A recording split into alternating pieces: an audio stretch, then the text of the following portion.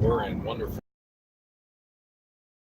and mysterious Echo Park today, Friday, March 22nd, 2019. About to pick up my first passenger from taking a 3-day break. Kind of, not really, because actually I'm getting over being really sick. Caught a cold, and it climaxed right when I was taking a couple days off. But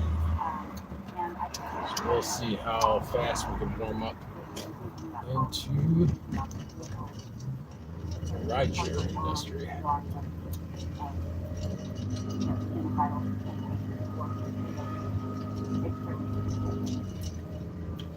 Feeling pretty stronger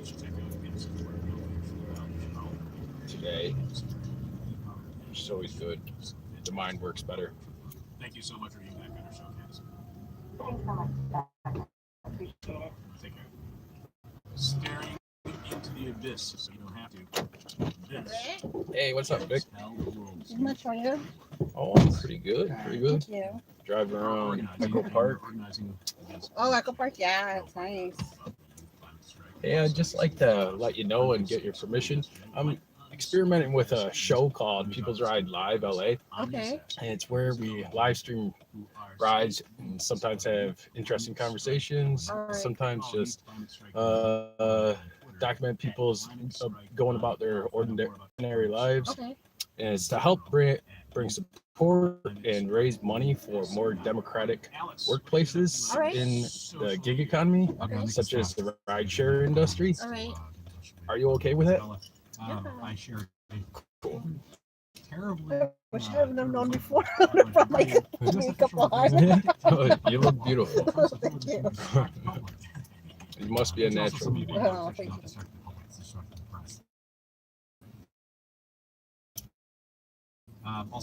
So what is it? What is the streaming on? Fine. So am I live on there right now? Yes, with no followers, Okay. because it isn't marketed yet. Okay, cool. I'm down with that. Thank you. Yeah. And sometimes we have like really interesting conversations, and sometimes like people just interesting, even just people going about their ordinary lives. Yeah, I'm totally down with that. Way to kill two birds Yeah, with no, one stone. totally agree. Raise support for social change and No, I agree with that. I'm totally down with that. How's your day going?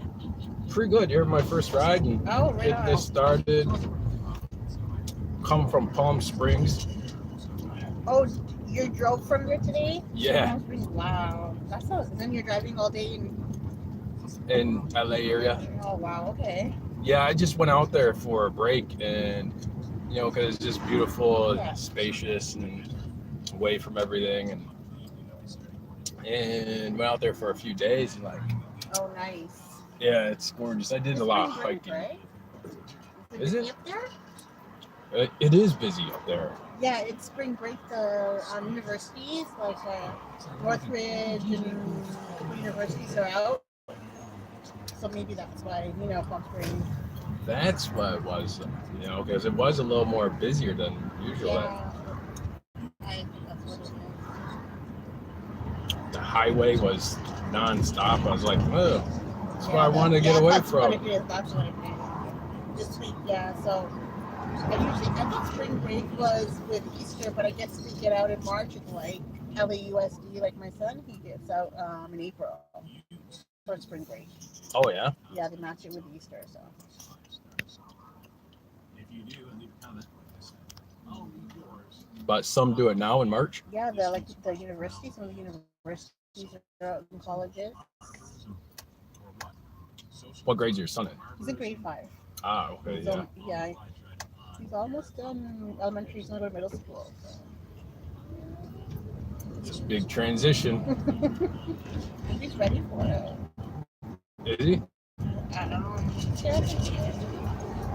I hope so. I think a lot of kids are. They're excited for it. Yeah. They're also nervous at the same time. Yeah, it'll be interesting. Yeah, I know that was a big transition for me. Middle school, from elementary to middle school, right? Yeah. With all the older kids. Right, and like everyone else from the city, you know. Well, the thing is, I told them, hey, a lot of those kids, don't forget you went to school with them already because they were older than you when you were in like grade 2 and 3. So you're going to see them now over there. So, like, Right. You'll know a lot of the kids that are there. So. That makes sense. That's comforting. Just to put in like, yeah, I bet that helps a lot. Huh. Yeah, I was, kind of like grew up small town and out in the country where even a smaller elementary was, and so it was all together. It's like very small, and then like so going to middle school was bigger in a small town, but still bigger. I just remember like being excited and scared at the same time, because everyone would warn you, and the teachers would warn you like, it's going to be more people, it's going to be more complicated. In LA, like, I feel the kids are, I don't know, I feel like when I was his age, I was in a different, like, maybe you are, I don't know if you were innocent, but where the kids, how they're thinking and what they know now was on a total different level than when I was at 10 years old. I don't know, that's how I feel about him. I don't know if it's to do with social media, the internet. Things are more, I hear a lot of people say that actually. Is like a lot of people I give rides to. Yeah, the kids are on a different level than where I was at 10 years old. Yeah, totally. I wonder if it's how much of it's that like those darn kids, and older people getting out of touch with changing times. Yes, and I agree with that. Or is it really accelerating? And my guess is actually it is accelerating. It is accelerating. Yeah. Like from generation to generation, right? Like what we thought, like what our elders would think, like, what their elders thought when they were that age, and then like how I feel about what. Oh my God, I can't. Yeah. Oh no. What kind of music did you listen? This is an example. This is what parents have said always. Okay. So that's what. So it's going. So the thing is, like, I'm into classic rock, so he's got a lot of knowledge. I don't know. He's got heavy metal, black. Like, he's pretty good, right? Knowledgeable. And then like we share Spotify. It's like, this is not music. It's good. You keep tabs on him, You're keeping tabs on him. But I try not to embarrass him. Like, I'm like, generation, like, I want you to be in touch. I want you to listen to what you feel you want to listen to. Time, like, oh my God. But then I wonder, like, my mom and dad feel like that when I listen to, like, Iron Maiden or right. Like, what's she listening to, right? What the hell is this devil music? I know. My daughter is worshiping Satan. No. Right. Yeah. Like I remember like the album covers. I know it. Yeah, but what does his music sound like? Is it? It's like rap. It's you know what? I don't even know the names of the people. I have no clue. Like it's like the new rap music or whatever the new music is. I'm not sure. I'm really not in touch with it. Like a K-pop or something like that? No, it's not K-pop. It's let me go to Spotify quickly. Let me see if he's on the playlist on there. Play some if you can. Recently played. Let me see what I can get. Oh, he erased it. Oh no. He must have felt bad. No, he erased this shit.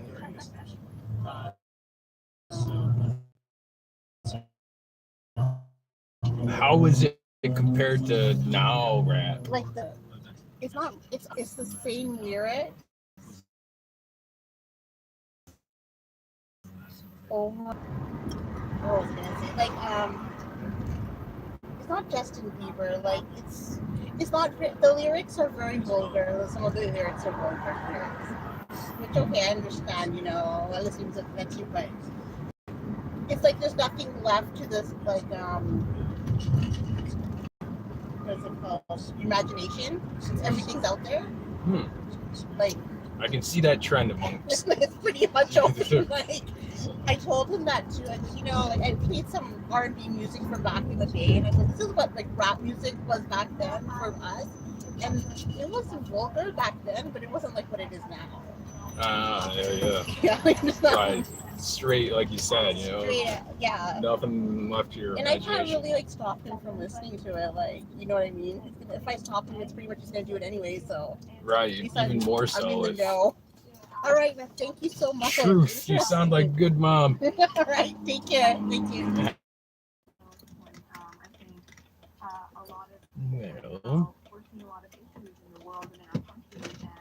Well, then we'll pause so you don't have to stick around here during dead time. Maybe. To you, what do you think is the reason why the older generation or generations are not addressing climate change to the extent that you think they should? Well, I think it comes down to one or two reasons. The first one being that Really curious. Do you blame previous generations? Do you blame your parents?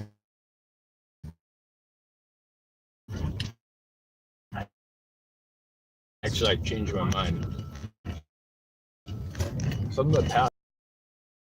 now I do blame the people of power. I blame the politicians, representatives, senators, presidents, because they're the ones who have the power to do it right now, and they're not doing anything about it. So I don't think it's, for me, I don't really want to blame anyone for this.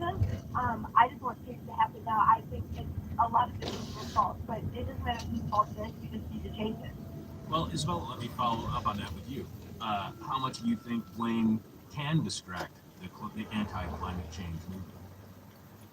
I think you can distract it a lot because, just like we're seeing in politics today, a lot of people will just hate on politicians and everything, and just like say like, oh, let's say we someone to do something, and they'll do something like that. But I think sometimes people focus on this issue, and always have to like the evidence. They don't know that it's good, but Great. the thing is, it doesn't matter. Politics right now.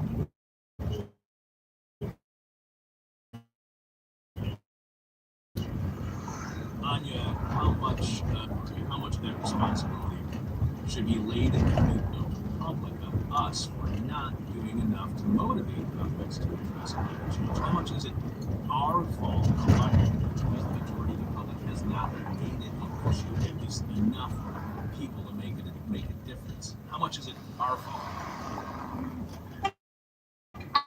I mean, I think at the end of the day, we elected certain officials to take care of the issues for us. We elected them to recognize certain issues and take care of them and solve them.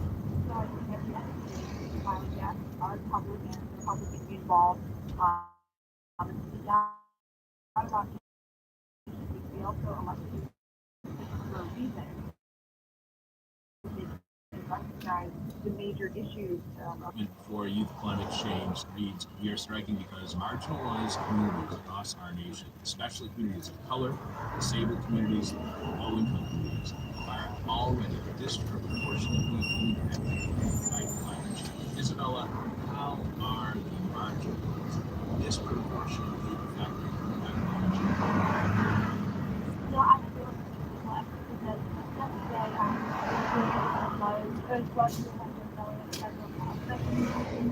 we had to come up just to say at City Hall right now there's a hearing going on.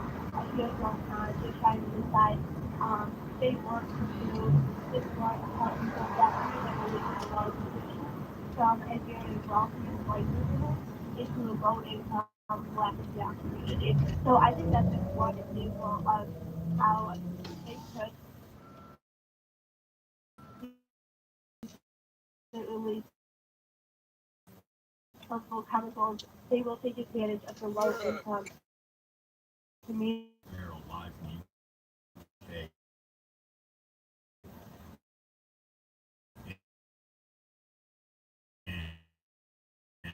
And tentatively on April 15th. What makes your group unique from other groups? Why is it important to you to have a group that represents the youth in our Yeah, I think what makes the U.S. Youth Climate Strike group so unique is that we are fully empowered, and it's truly a youth global movement. I mean, you have kids from around the globe in 98 countries working together towards a common goal.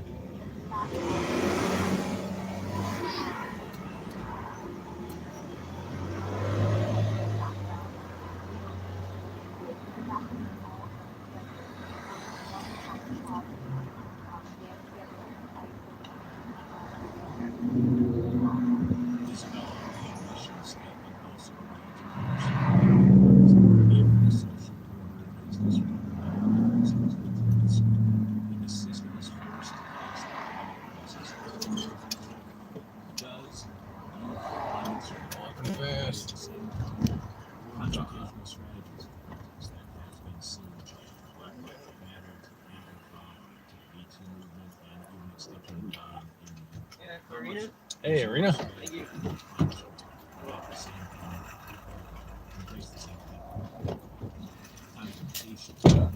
Well, thank you, man. Hey, how are you guys? Hey, how you doing? Oh, pretty good, pretty good. Actually, better in the last few days. Oh, man. What happened the last few days? I'm curious now. Oh, I just like had that cold and it climaxed a few days ago, and Oh, dude, yeah, you're getting what everybody's getting eventually. Like, I got sick for a day, she got sick for a day. It was brutal. yeah, it was like just floored me, put me in bed all day. Yeah. You really realize, like, how incapable you are sometimes when you're just, like, that ill. You're like, I can't do anything. Right, you know, it just sucks all the energy out of you. Yeah. Hey, I just wanted to let you know and get your permission. What's up? That you're recording? Or... Yeah, I'm experimenting with a show, People's Ride, live in LA, Cool. and it's where we live stream the rides. Cool. And it's in order to bring support for more democratic workplaces Cool. in the gig economy, such as the ride share industry, and to help raise money for that effort. Cool. If you're not okay with it, it's totally cool. No, if you're well, not, I don't mind it. cool. Yeah. What are you guys up to this Friday? We just gotta go back to the pad. We're like moving out of Highland Park, so we gotta go over there. And my friend's going to Joshua Retreat to move her things. So we're gonna be dog sitting and try to get all that in order. Probably just laundry and drinking. That's a good Friday. Yeah, and then I need to like sit down and like write up some affirmations or something, and just like try to get through this next month. So I'm gonna be like, my birthday's coming up next. What is it, April 14th? I'm gonna be 30 finally. So like, I'm fucking scared shitless, and I just kind of mentally prepare myself.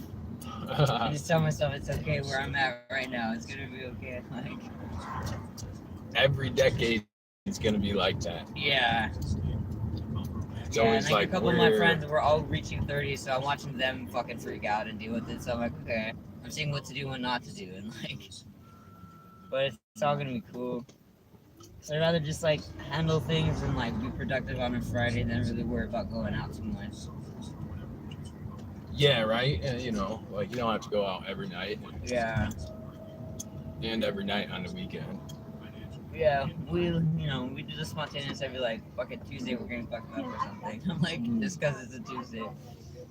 Yeah, days don't really matter as long as we just get our stuff done. Because this is the weekend where my best friend's like, she's stressing out, everyone's freaking out, but she's gonna be gone, so I want her to come back to like, not a wreck.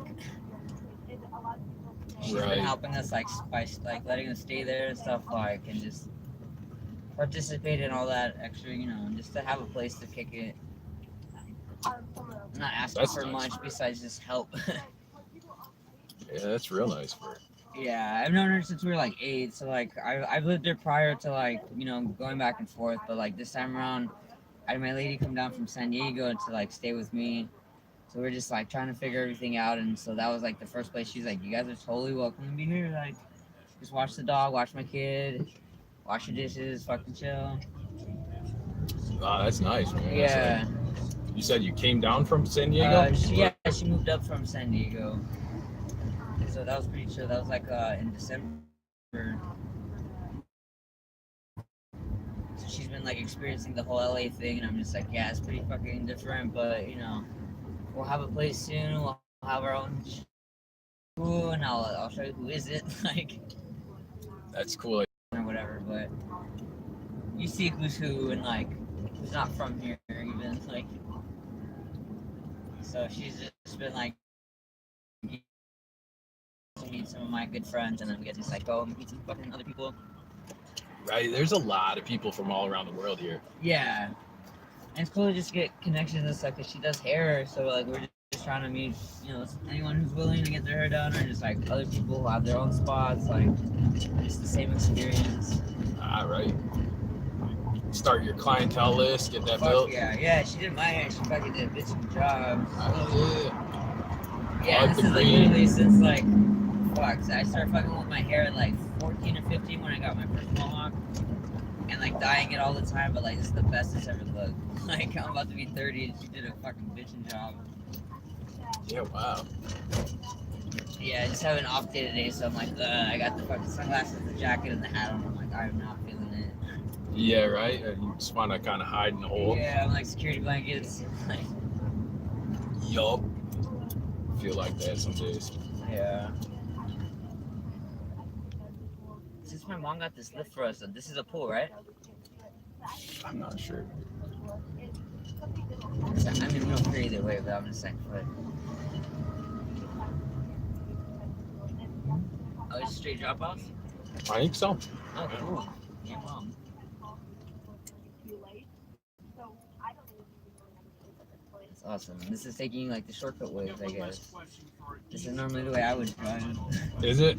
Yeah, because this whole area, like those streets are just gonna be, you know, bombarded. These are nice little cuts through the city. Must be the Waze part of Google Maps. Yeah, because like you can tell other people taking the same fucking app too. Like,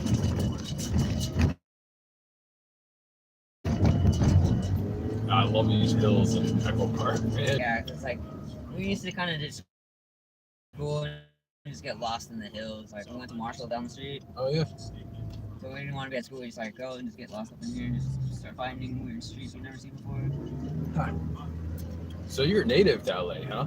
I was here, yeah, I guess. Like I've been to like every school in that little area that like I can walk from like to my preschool to like like preschool, elementary schools, middle school, high school, fucking local college, like everything's within walking distance from me. Wow. Yeah, Or in this area. it's been, I lived out there for a second too. Probably like it's been, shit, I was like 23 at the time or something. So it's like almost like 7 years ago or so.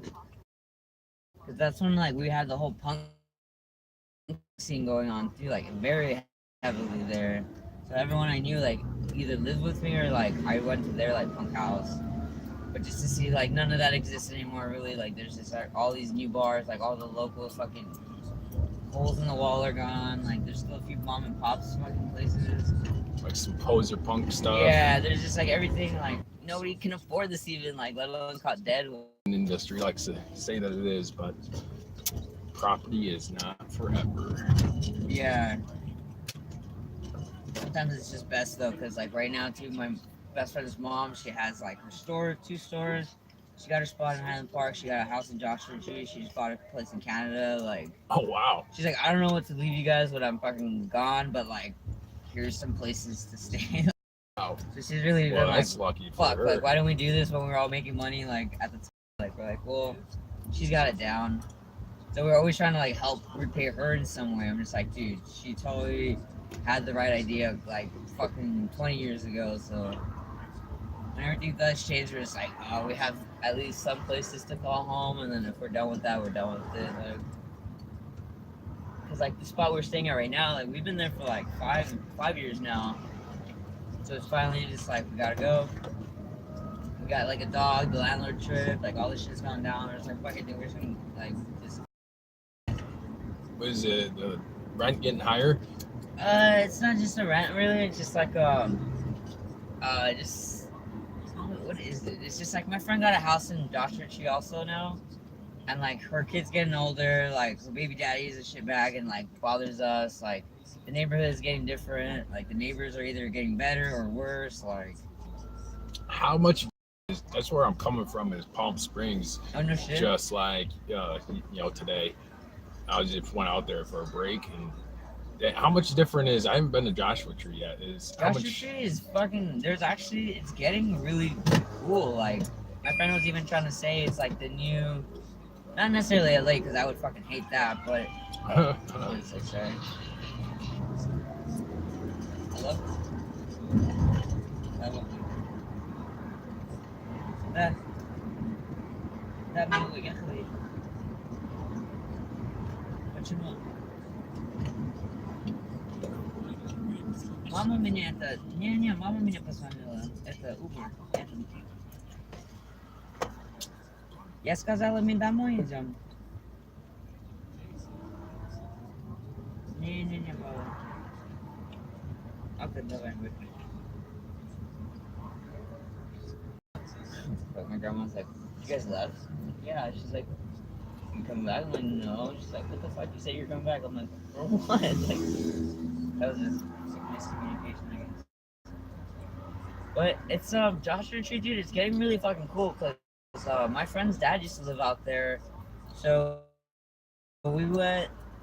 He's had a house out there since like 2011 or so, and there was like no roads, no nothing really. It's just fucking dirt everywhere, just like semi houses here and there. But now it's totally just getting like Development. like highly developed. They're just like, yeah, do you remember this? I'm like, nope.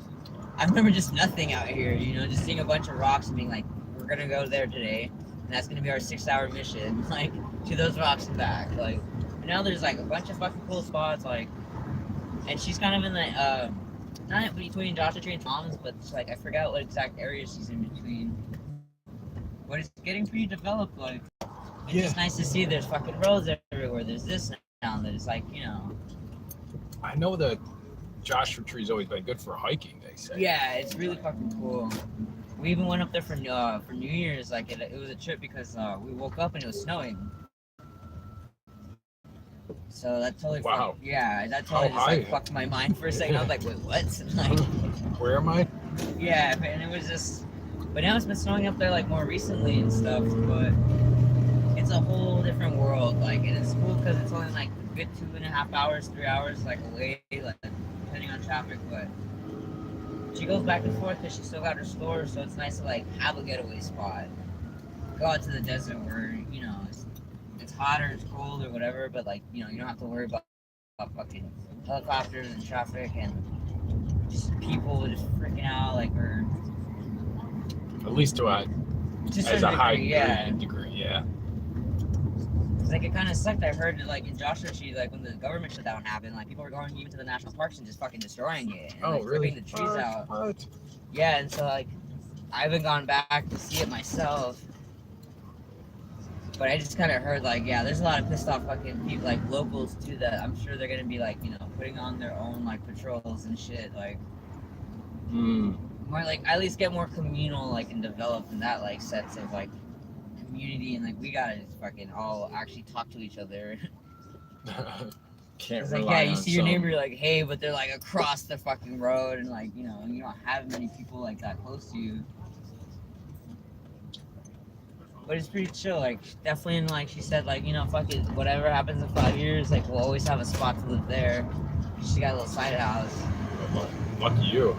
That's awesome. Yeah, so it's like, dude, thank God, like let's do whatever we gotta do here until we gotta go there.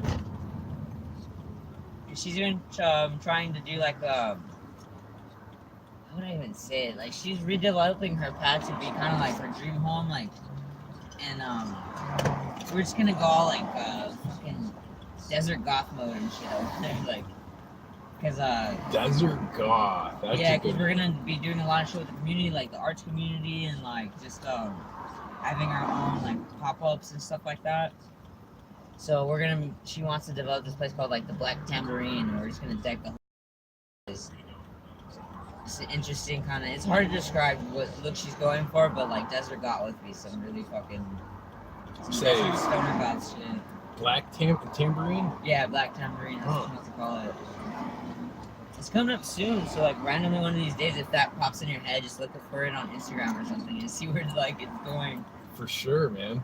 Yeah, because she's got some cool people. Like since her mom lives out there, like they know a lot of people that even have like their fucking drive-in fucking movies, just like, you know, parties, like with the fucking all the stores, just getting that kind of sense of like, because we're always doing art walk out here, but I'm sure in like a couple of years they're gonna be banging out some fucking crazy art walks and bar crawls and whatnot.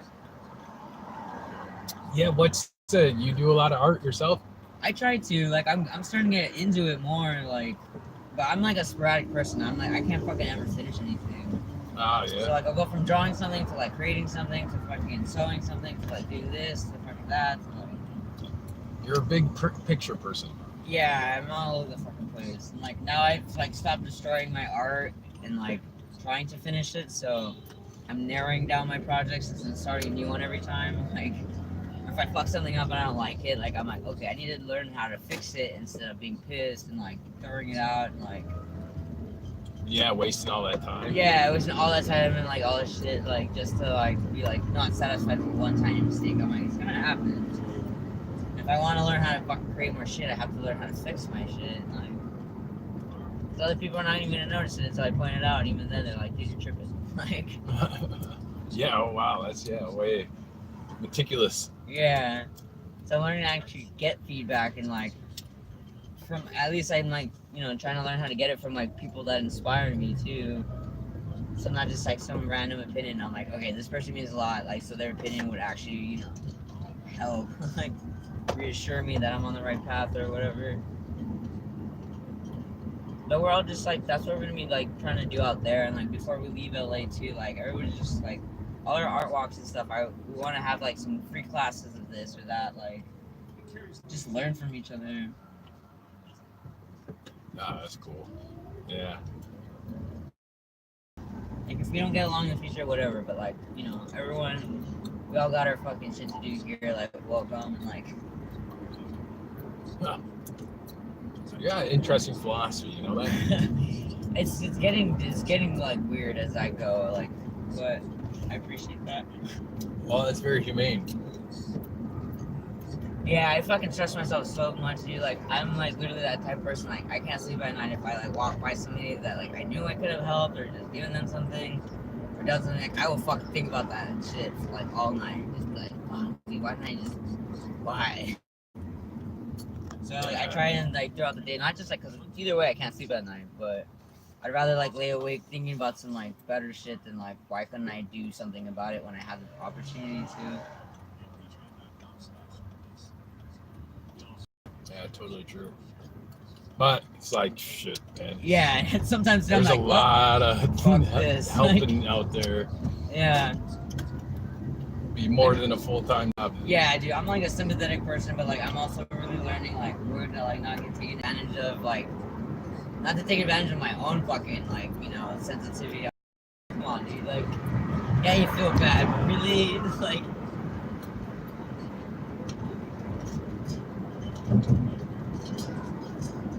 oh, it's just me.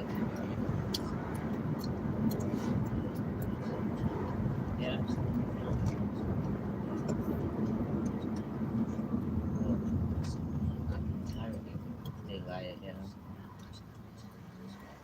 I think he's meeting me back at 6, and I'm gonna take the dogs for a walk. Relieve Ed of his fucking duties of being there. I think he said he didn't go to his aunt's house to get some stuff. Yeah, she's at Urchin right now, and then yeah, she's like, I'm fucking until like at least traffic's is dying, like getting out of here. She should probably only get to Joshua Tree by like 7:38. She's a fucking laundry there, I swear to God. What was your name, by the way, dude? Mine, Matt. Matt, Chris. Chris? Pleasure, man. Yeah, Yeah, Chris, absolutely. and this is Alyssa. Alyssa? You guys go. Here's a card for. Oh, If you want to find out more information, but Sweet, dude. patreon.com/peoplesride. If you want to watch other people live streaming during the ride shares. You guys, like, what's the main goal with all this? Like, Well, to, in this aspect, help bring more democracy to the gig economy, cool. such as the rideshare industry. And overall, just bring about larger social change no, through more democratic workplaces and work. that's what's up. Make a alternative, and it's hard and it's anti-capitalist. Sweet, there you go. To bring an alternative, more just horizontal economy to the world. Dude, more fucking power to you. Then. An alternative option. For example, say if the rideshare was a worker co-op, a union worker co-op, right? Say Uber or Lyft was, then all the drivers and the community and the customers would own it equally, and they would govern it together. Sweet. So if that was the case, then the most obvious example is like, say, the fares and the amount that Uber or Lyft gets. Yeah. It's like it's supposed to be 30%, but there's accounts that's been a lot higher for whatever reason when the customers and the drivers compare notes. Yeah. That 30% goes to Uber or Lyft, but if it's co-op and the community and the customers and drivers own it together, then that 30% never leaves the community. Sweet. Go where the drivers can dictate what's going to happen with that 30%. Yeah. Yeah, I mean, I could totally see that. Like, yeah, that's. So if you're in the need of, and you're taking that 30% and you're in the need of more of a, I don't know, healthcare plan or child care or education for your kids. Right. You gotta let that 30% just go off and be put towards the high salaries of a CEO, or you gotta use it to get yourself a healthcare plan. And I could dig that, yeah. are you gonna use that 30% to maybe get Trump elected with lobbying? Oh, my skin crawled, dude. Oh my God. Or you gotta use that to help your kids go to school? Yeah, Jesus Christ. Yeah. I'm really doing stuff like that, man. Yeah, kickoff should be coming up soon, and just kind of working out the details right now. And like this is exactly the kind of ride that I wanted to like highlight for, show the world what LA and California is like and what the rides have been like. It's like it's fucking always different, man. Always very interesting, lots of character, and lots to say. Yeah, because even when the cops, like, or people ask me, like, oh, so if I'm in LA and I do blah, blah, blah, like, what do you think's gonna happen? I'm like, that's on the cop, dude. You can do all sorts of shit, and it really depends on what the fucking cop's like, how his day's going. It's like, I can tell you what would happen to me, what would happen to you, but it's always gonna be different. Like, LA is a very people person kind of place, and you just have to either be cool with that person or fucking, I could see that. Yeah, I'm always like, give me a reason to hate you. I probably still won't take it, but fuck, man, if you're gonna give me reasons, like, eventually, I'm just like, what the fuck am I doing with, like, But I always, like, not necessarily give second chances to people, but if they're gonna give me fucking reasons to, like, not want to continue, then, like, I actually pay attention. I'm starting to pay attention. Like, if everyone's cool, we're all cool, man. Like, I love everyone, but you don't like me, then why? Why? You don't know me. Like, if you do something, then I'll start judging it by that. Like, at least. It's usually probably discriminatory right off the bat. Yeah. They're like already judging you. Yeah, I know. That's why sometimes, like, I keep my distance, but, like, I'm the type of person, like, just by nature, like, I'll do something that always people are looking at me like, huh, out of everyone, that kid took initiative, or that person helped this person, da, da, da. Like, I'm the opposite of what they thought. And I've had a lot of people tell me, like, hey, man, at first, like, I didn't think you were chill, or da, da, da, but the more I'm hearing and the more I get to know you, it's like, I appreciate the honesty, but, like, let that end there. Like, don't judge anyone else, because, like, you just realize how stupid you look by fucking judging me. And I turn out to be pretty cool. Like, people just need to be more open-minded, at least. Like, you know. It's giving judgment to a whole world they don't even have experience of. You know? And that's how sometimes we're just, like, ass backwards with those people. And I'm just like, I can't keep fucking...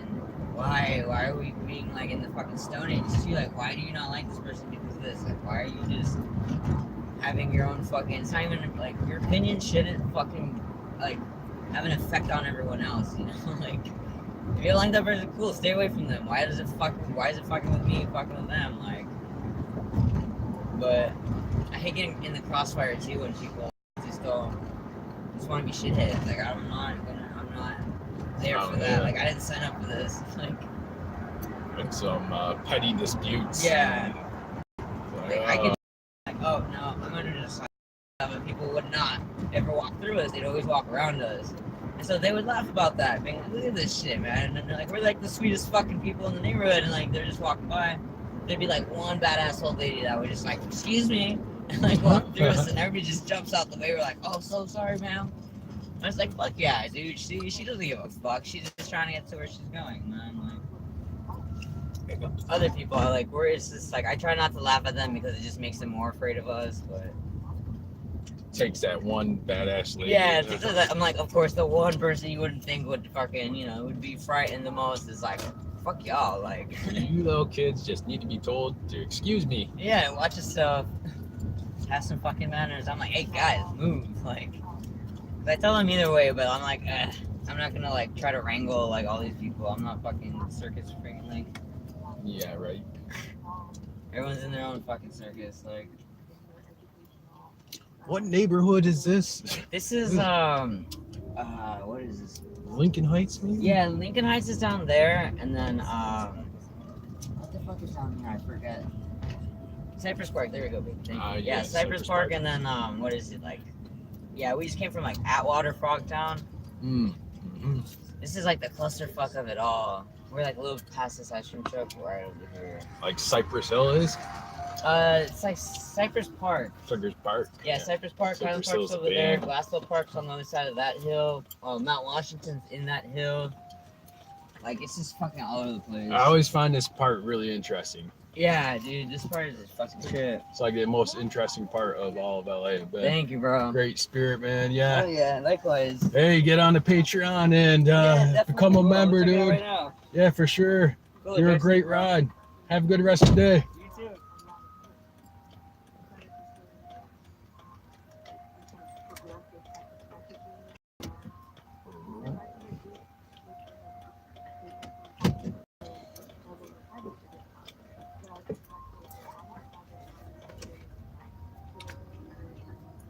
Wow, that was cool. Ride with some old time punk rockers.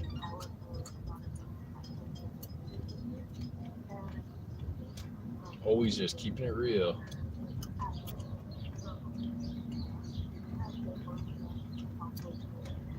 And we are in Cypress Park. Not Cypress Hill. Cypress Park. Very Cypress Park, Lincoln Heights. Two neighborhoods I always got a real interesting vibe from.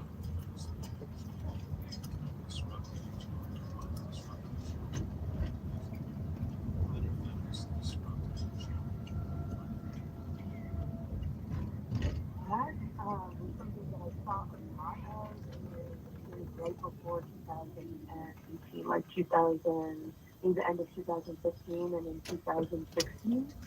It was like feminism was on the table, and all of the traditional leftist groups, both like the official parties that run candidates in elections, and also, the smaller political groups or social movement organizations, they have to be with what are we going to do with this now that we can't avoid it. Some political groups decided to avoid it, and a lot of them paid the consequences for that. With losing female membership, with having terrible splits. Other groups just dissolved under there, whereas others were able to integrate these new critiques and issues that were being presented. Because in a way, like left establishment can be just as obstinate as right establishment parties. People who have been in power for a long time, they don't like being told that they have to do things differently or think of things that they didn't consider before. Like if you have a good portion of the left in here that are very comfortable, and suddenly people who are used to having leadership, like assuming that leadership was the default, are being forced to accept changes. And I think some feminists maybe just want to see it all burn, whereas others are in the trenches trying to force change in their respective organizations or movements to make them feminist, essentially. You write the Chilean student movement has a long, rich history, most recently marked by periods of struggle that we've been discussing in 2006 and from 2011 to 2013, and can seem quite exotic to foreign audiences thanks to iconic photos of occupied schools and massive mobilizations. However, there is a danger in romanticizing these superficial images of struggle. The risk is that without historical grounding or contextual analysis, this current spectacle, youth rebellion, will obscure the far more intriguing political developments taking place away from the campus. What are those developments that are taking place away from the campus? Come on, Ryder. Well, I think It is that one of the 5. most interesting topics right now is in regards to the immigrant movement here, which I would say is just beginning to come into being. Because Chile traditionally hasn't counted on a lot This of podcast playing immigration. It's a very is isolated a country with 4-hour the ocean to the west, take, the Andes to the east, the Atacama but not Desert all to like the that. north, and Patagonia to the But this south. is a long But one. like with I all listened to countries, it all day. when Chile became more This is stable hell. and more economically advanced than its neighbors, it started to attract more and more people. And right now, you have You can a find it on huge number of SoundCloud. Venezuelans entering the country. We also have a lot of immigrants from Haiti, and they represent a really interesting challenge for Chile because, first of all, there isn't a large established Black population in Chile, or even before. So in a way, Chileans are having to develop their racial consciousness at the same time that they're learning what it means to be a country that's attracting immigrants in massive numbers. And of course, the product has been a lot of xenophobia and developing anti-Black racism as well. Some people are becoming more conservative. However, I think something that is real inspirational is that one of the first groups that we need to deal with racism, we need to be dealing with this anti-immigrant sentiment was the feminist movement, even before it was reaching the peak that it has today. For example, the International Working Women's Day, March 8th of the year before last, I remember attending basically a propaganda making event where everyone translated all of the slogans of the march into Haitian Creole and put them all around the city with messages saying like, women immigrants, we welcome you to the struggle, and not just in the messaging, but in terms of trying to do like concrete outreach and support, because women migrants, they are in a position of like hyper vulnerability. Some will vanish, some don't have legal status, some will still be victims of femicide, state violence, So, that's the preference tendency to which is definitely deserves more attention. You write that in late 2017, the struggle against femicide and gender violence converged with the immigrant rights movement with the death of Joanne Foucault, a young Haitian woman accused of abandonment after her infant daughter. And we do it weekly. Services and major statements drop by this next week.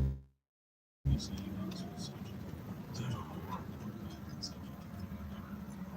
Joanne was subsequently arrested and held in detention for 3 days later, likely due to her during her arrest.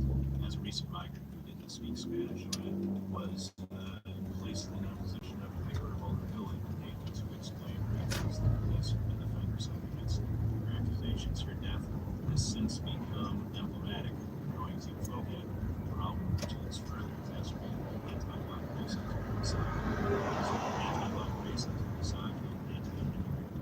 Does any of this reflect a growing far right that is increasingly violent in Chile under as is being seen in other neoliberalism democracies?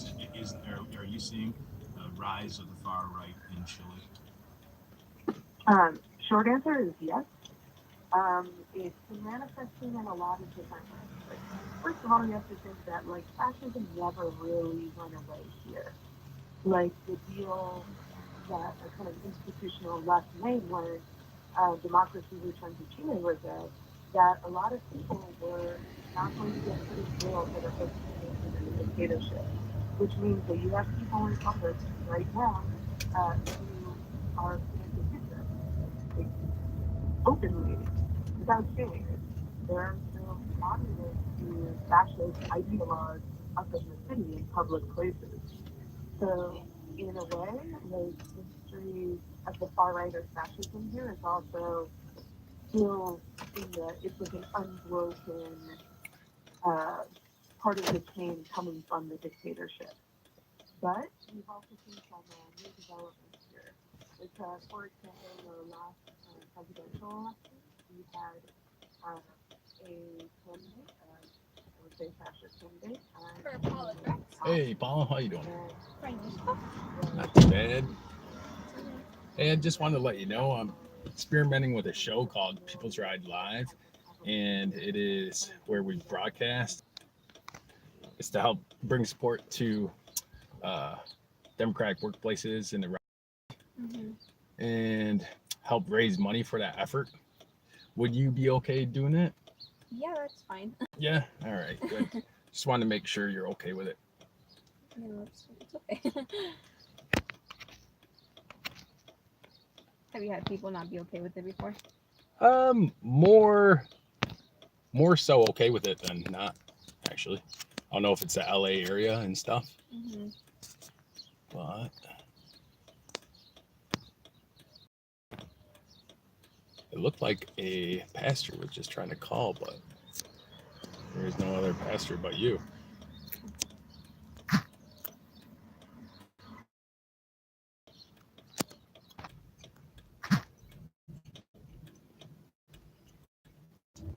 What are you up to today? I'm actually gonna go meet up with my sister. Eh? Yeah, she's gonna walk Costco's. Walk Costco's? Yeah. It's like a hobby for her, honestly. Oh, like exercise? Costco. Yeah. Yeah, she just goes and spends her paycheck there on Fridays. Oh, okay. And you call it walk Costco's? Yeah. I mean, like browsing wise, you know? Browse around and see if there's stuff that you ever need. Always with her.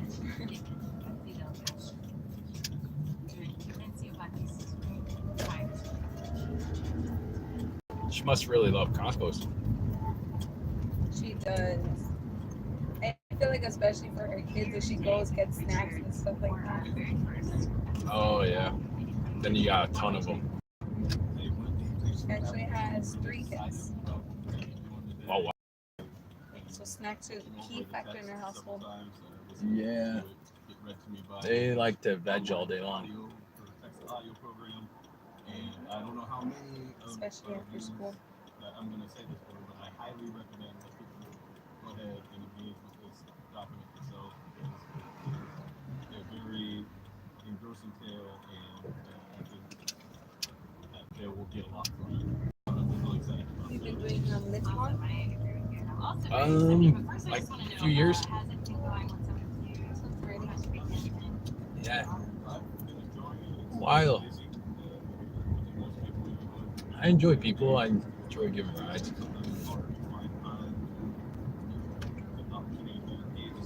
Especially being on your own schedule.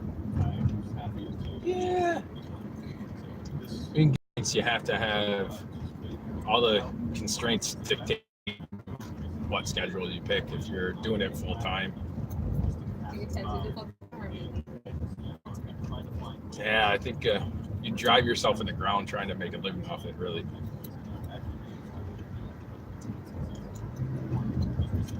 It makes so little after repaying, all the costs of doing it, Yeah. maintenance, gas. Sometimes you're making like only $7 an hour. But there is a lot of people that try to in LA.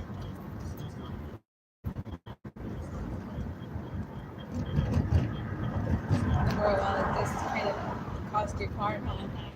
Yeah, it's big wear and tear on your car.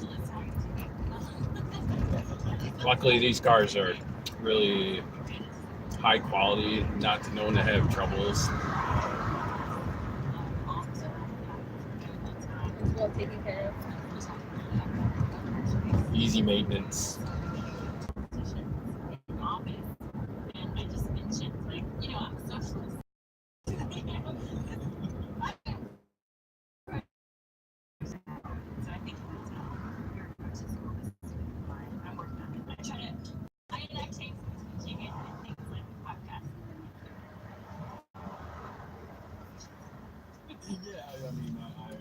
Is this Lincoln Heights area right here? This is actually Cypress Park. This is Cypress Park. Yeah. Oh, they're right next to each other. Yeah.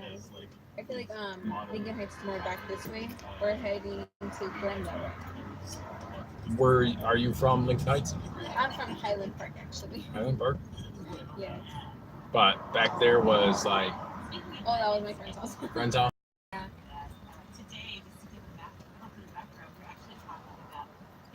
How do you like Highland Park? It's good. I actually live right on one of the back streets on York. I don't know if you've heard of that. Right there. Not really. Well, it's a really busy street, especially on the weekends. Oh, really? Yeah. There's a lot of little stands. Everybody kind of just goes there.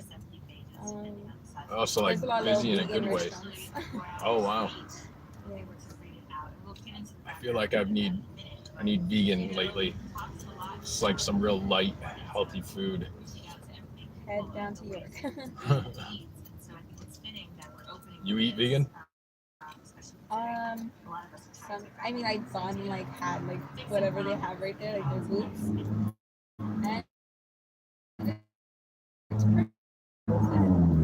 Yeah. You're not vegan, but just to see what the hype is about. this can be made with a lot of flavor. It really could. A lot of flavor. A lot of vegan stuff is really good.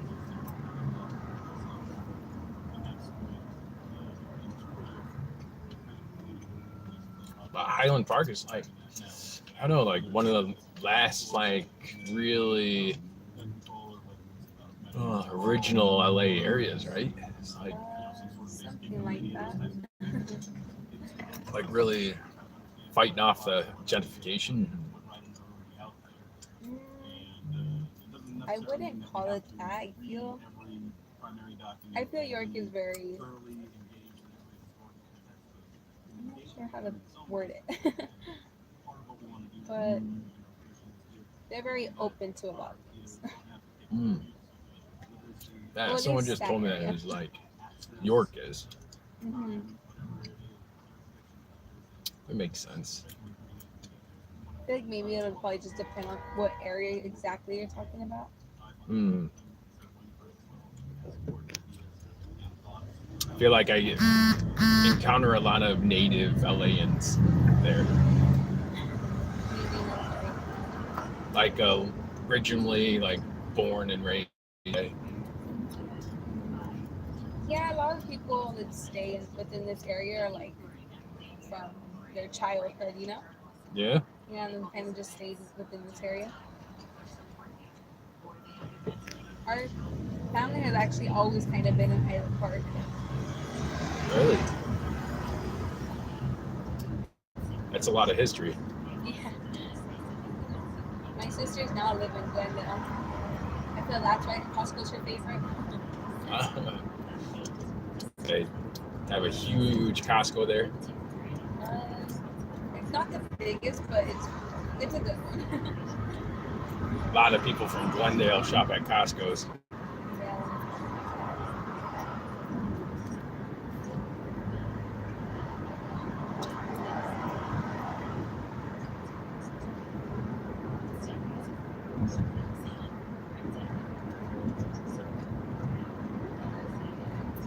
Well, why would you want to move? I mean, like, you got some of the best views in the hills in this area. We're literally in the middle of everything. It's not very. You can see the hills. There's not a lot of pollution and smog. There's a lot around us where we live. Like Pasadena's maybe 15 minutes away from us. My brother, he catches a freeway and he's at work within less than 20 minutes. Wow. That's fast. So it's a good commute for everybody.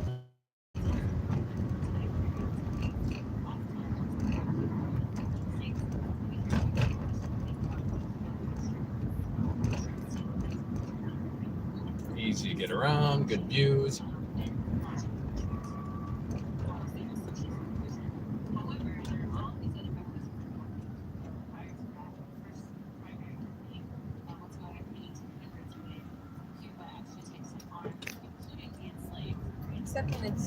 Except after 5. Then you catch traffic everywhere. After 5, yeah. It's like insane. It really is. Can't believe Google found a really traffic-free route here. There's a lot of back streets around here.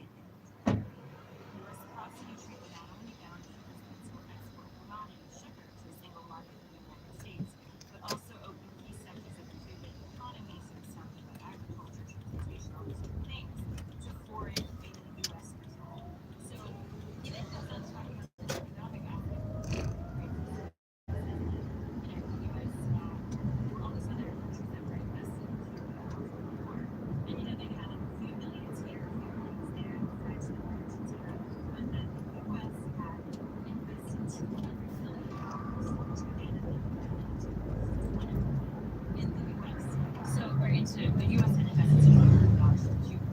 So obviously that meant that Cuba was almost entirely dependent on the U.S. economy to keep itself afloat. And I can go in a little bit more in a second, but just kind of thinking about that, like what are your thoughts about that situation? Like what does it mean to be economically independent of the country right after you gain freedom?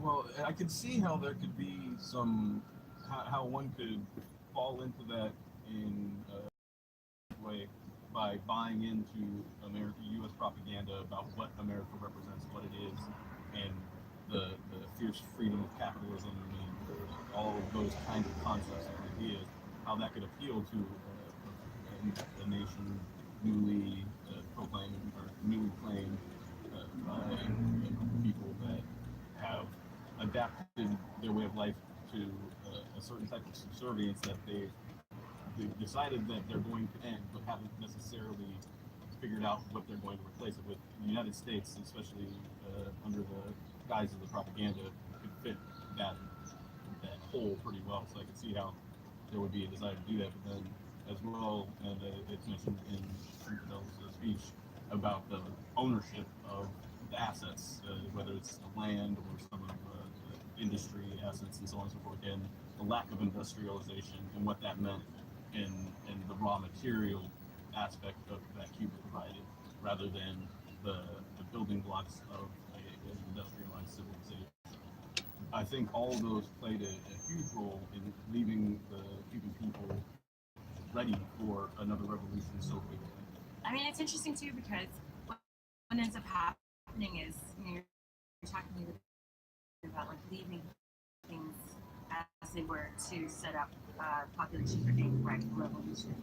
And what's fascinating is like reading this section by Professor Perez. What ends up happening is there's all these people who are really fighting what's going on economically. So there are a lot of radical intellectuals, young people, people who are being educated into the system and recognizing the economic disparities. And they're saying like, hey, this is not right. And this is actually like in the early 1920s and 30s. This is when you start to see the growth of the Communist Party and a lot of the left-wing factions here and there made up of students, young professionals. But what's fascinating too is that in the process, of course, I guess not fascinating, but predictable.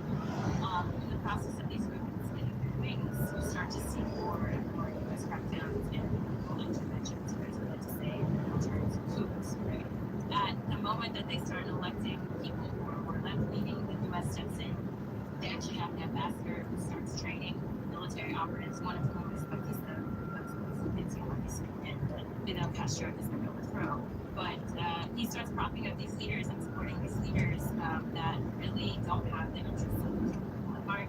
And Cuba goes through a variety of presidents, multiple between the period of the end of the war in the 1800s and the beginning of the Cuban Revolution in the 50s. So by the time Fidel makes this speech in 1953, they've gone through a handful of presidents and leaders in a very short period of time.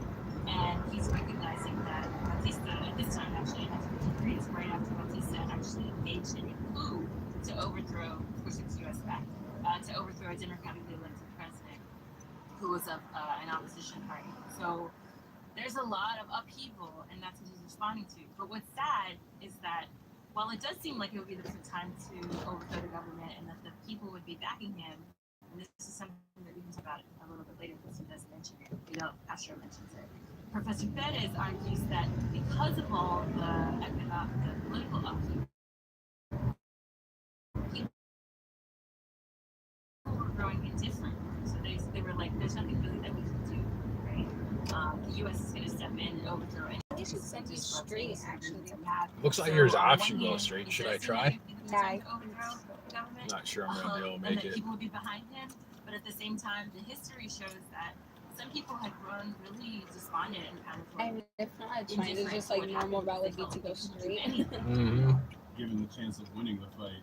Yeah, it looks like we not can only still be take a in left and a right. despair of just falling back into the same situation, but also that that it's not going to. Wow, look at those just mountains getting right now. Halt the violence. Oh, yeah. That's right. That's exactly right. And so that's why, in some ways, Are you from this area or no? Not so much. Like originally, or No, like like here in overall. California? Uh-huh. Most of the time I reside down in Long Beach. Oh, wow. Not too far. Mm. It's a little setback from everything. Less traffic. So you grew up around used to? No, but I grew up in Michigan. Oh, wow. You familiar? Yeah. I've never been. State shaped like a hand. It's got the Great Lakes around it, Lake Michigan. Chicago, everyone's familiar with Chicago. That's across the lake. New York is over here. So you had multiple options. Yeah. I've traveled a lot around the States too, just for work. And I was actually born in Jersey. That's where you're originally from? Born. Oh, born, sorry. Yeah, I would say that because people have got very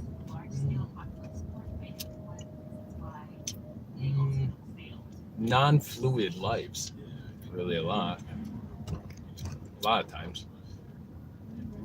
Not often someone like you kind of born in one area is and raised in it before, and their family before it. It's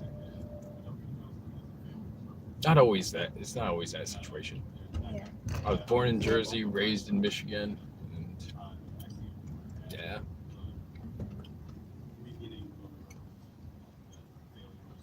Bounced around all the U.S. for work for a while.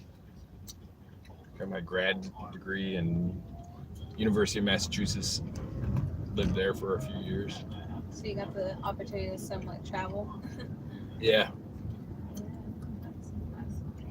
Just probably last 7 years I spent on the west side of Michigan. Passenger has been added to your queue. And then moved here about a year and a half ago. Oh, recently. Yeah. Is that for work as well, or just for? For the weather mainly. Yeah. Any work I do nowadays is of my own initiative, in a way. As you use at this point. Yeah. In a manner. So this is his response to the sentiment. The speech itself, as I mentioned before, depending on the font, is around 50 to 75 pages, and technically would be Anything that brings about social justice, social change. And this project I've been working on for a minute. If you want to see other live streaming passengers, go to patreon.com/. So like your nephew's waiting for you to buy him Panda. That's what your text says? Yes. Panda, what's that? Panda Express. Ah, yum yum. Yummy yum. Like here? Yeah, here we Okay. go. Okay. See you, Paula. Thank you so much. Really.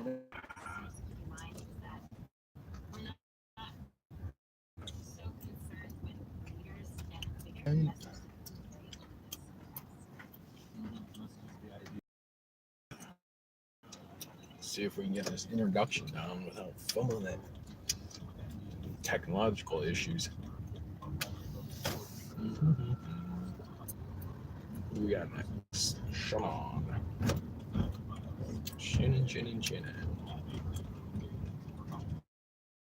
Oh, sweet.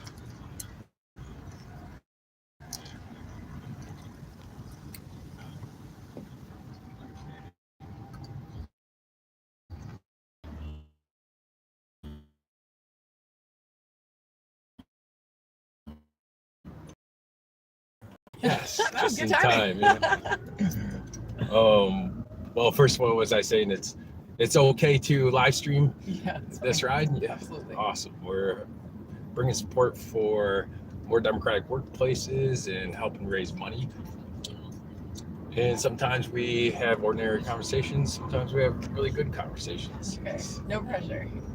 Cool. What is it? What was a democratic workplace? In And the democratic workplace, well, even better, start off, what do you think is a democratic workplace? Oh, that's fun. Yeah. I have would my think employee has more rights than not. So maybe the ability to like vote on what sort of benefits they work or when they work, instead of being like kind of told what to do and how to do it. I agree. Yeah. Oh, is that good? Oh yeah. I mean, Good that's guess. a good part of it. I Okay, think cool. at least, benefits, and then, I have this definition probably really fine tuned. That it's those things. I could go into a long history of why it's kind of these things that I'm saying, but ultimately it's what the employer really doesn't want you to touch, because it's how he maintains control over all those other things that you are thinking you have control over, and more say like benefits and Right. higher pay. That is also the profits of a company. So a typical corporation is the more money you have, the more shares you can buy, the more votes you have, and the more control you have to organize it.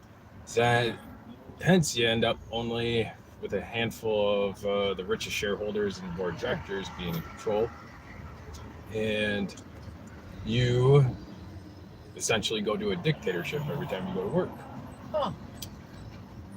If you were making something like, I don't know, chairs and at a workplace, and you go and gather with other people, and the employer says, I'm going to give you this much money for the amount of time that you work during the day.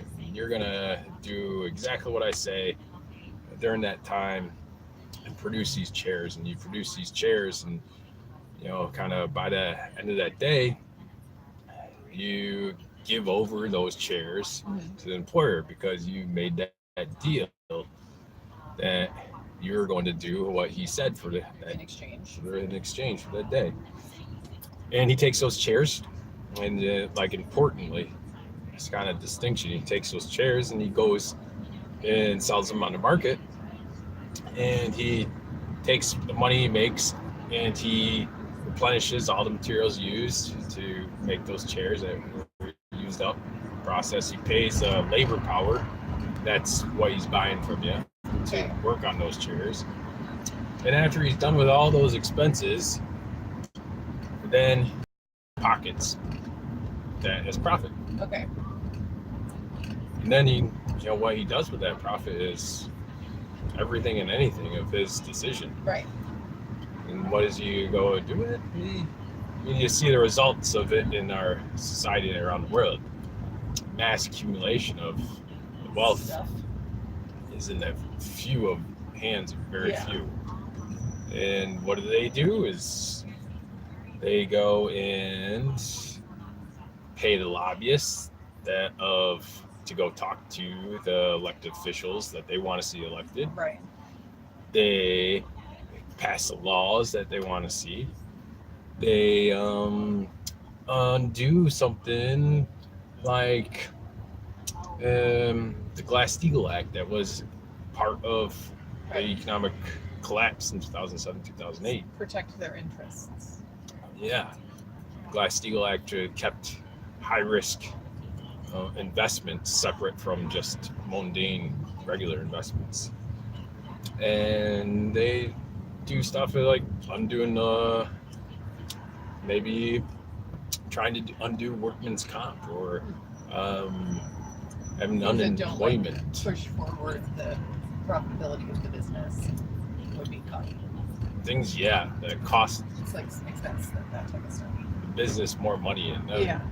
And they work to make it harder to get unemployment. Okay. They go in there and jostle things around. And So how would that work in a democratic workplace? Well, I mean, the answer is easy. The one institution that you can see that tackles that profit issue are worker co-ops. Oh. It's the one institution in the world that they're already practicing that kind of structure. Like literally like grocery co-ops? Grocery co-ops in the way that, so the main kind of co-ops out there are producer, consumer, and worker co-ops. Okay. Producer co-ops are more like farmer co-ops, are very popular, and I see. they're very big in the Midwest. Right.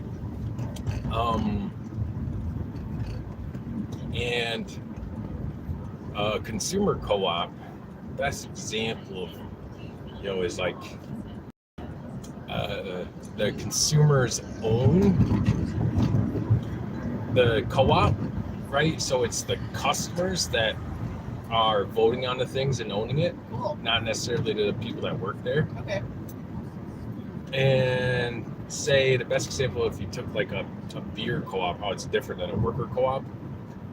Took a beer co-op, and that beer co-op was consumer co-op. It'd be the people that drink the beer, Sure. that are the members and that own and control it, make the decisions on things. If it was a worker co-op, that'd be people that were producing the beer, Right. that took that position. Okay. There are those. I feel like I've heard of that. I can't think of any worker co-ops, but I do feel like I know that exists.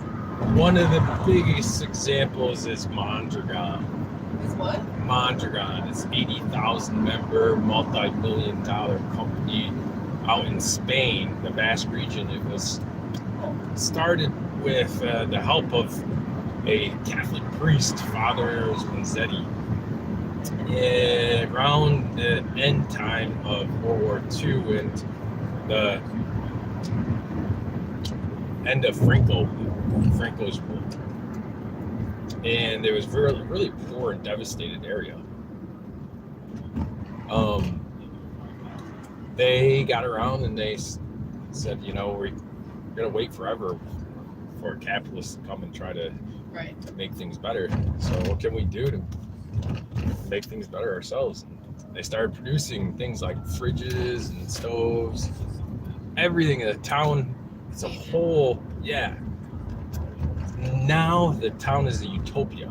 It's like complete, like literally you'd think of it, it's written out of some kind of fantasy book. It's pristine, very low unemployment. They have a co-op university. They have co-op banking that they own.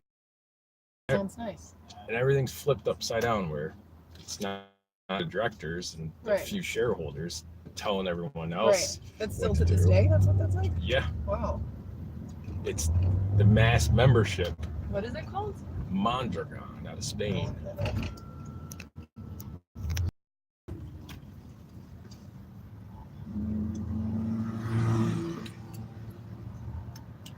And there's other one. There's actually the Manzetti Bakery up northern California.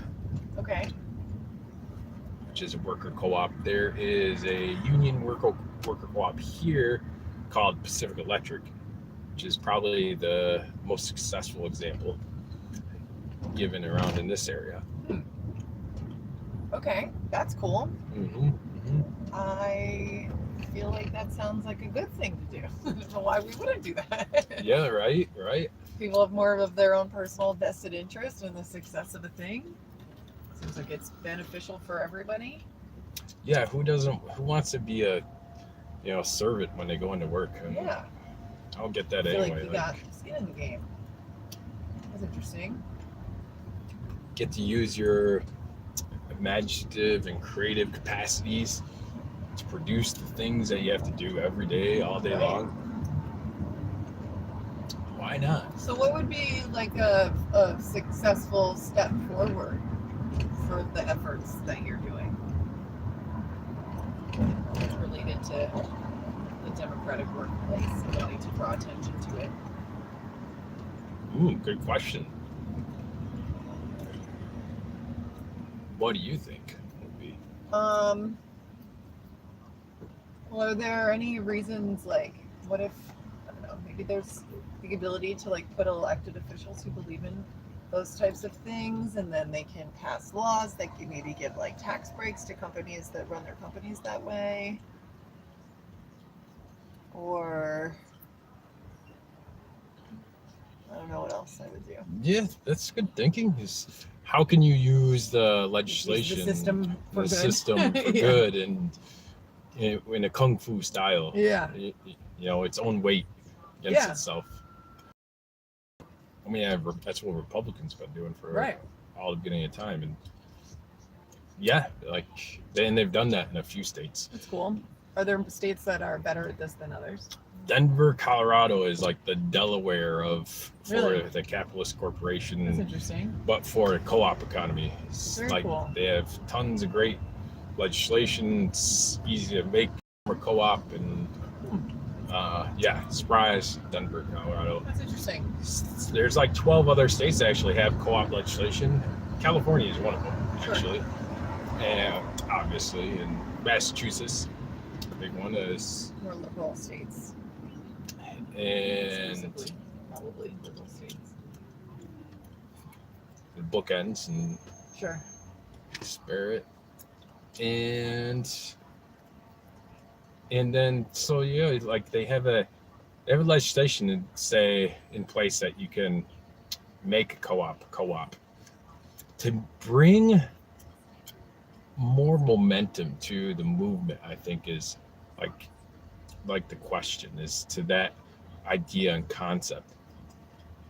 America is a huge marketing project. Okay. It's Yeah. that around the world. Like people are, what they see is, and it spouts free market capitalism and free market capitalist corporations. Yeah. You have to consider that and take that head on as being something. What do you do to be able to bring about as much of a drive, a desire for something For different, something that's not bad. an alternative, Right. a community that adheres to more horizontal workplaces, horizontal than hierarchical. Sure, instead of the hierarchy. That's interesting. That's very interesting. So is this a kind of movement that would work in partnership with like DSA, for example? Yeah, it could. Yeah, very easily if they wanted to more push forward the co-op efforts and stuff like that. Yeah, absolutely. There's definitely got to be a political side to Yeah, the movement. there's definitely like some anti-capitalist parallels. Yeah, that's the key, is kind of aligning with other anti-capitalist Right. groups in a coalition. So is democracy at work specifically related to? They are a partner of Okay. People's Ride, which I would be with, and People's Ride Live is Sure. the live streaming aspect. People's Ride is a rideshare co-op, similar to Uber or Lyft, but organized as a co-op. Cool. And they're a direct partner of that in an effort linked to them Very to cool. help create a more cooperative economy. How are there a lot of drivers like yourself in LA or like nationally who stream their rides and are using this as a way to get the word out? You are falling upon original. Wow, that's awesome. Yeah. Good for you. Yeah. Trailblazer over here. I'm trailblazing, kicking it off. That's cool. Yeah. Thought it'd be a creative way to kill two birds with one stone. Yeah. Do One rides passenger and has been added to promote your queue. and market and build Absolutely. support at the same time. Absolutely. Especially with such cool people in Echo Park. Yeah, it's a good neighborhood. I think you would find a lot of sympathizers. I do. It's like a lot of down-to-earth people. Yeah, I agree with that. My brother lives in Santa Monica, And I find that we are literally and figuratively on opposite sides of the world with that type of thing. Interesting, really. Yeah, he wanted, when he moved, we both moved here from New York, and he wanted to live by the ocean. I don't blame him. And I'm like, yeah, I would love that. I'm sure that's wonderful, but I like living over here better. I like this neighborhood better. Very homey. Huh. Where are you from? I grew up in Michigan. Michigan. Okay. Yeah. Have you been here very long? Year and a half. Yeah. Same. So you too? Yeah, not very long at all. No kidding. How you liking it then? Oh, I love it. I'm never gonna leave. Yeah. I'll live here forever. I really love it. Yourself? It's pretty amazing. It's like so huge. And, like driving, I get to go Oh, yeah. everywhere, all over Southern California. Yeah. What made you want to live out here? The weather, basically. Yeah. Especially coming from Michigan, right? Yeah. It's One like passenger has been right added now to it's a snow storm Yeah. vortex. Yeah. Right. New York is the same. Very cold. This is much better.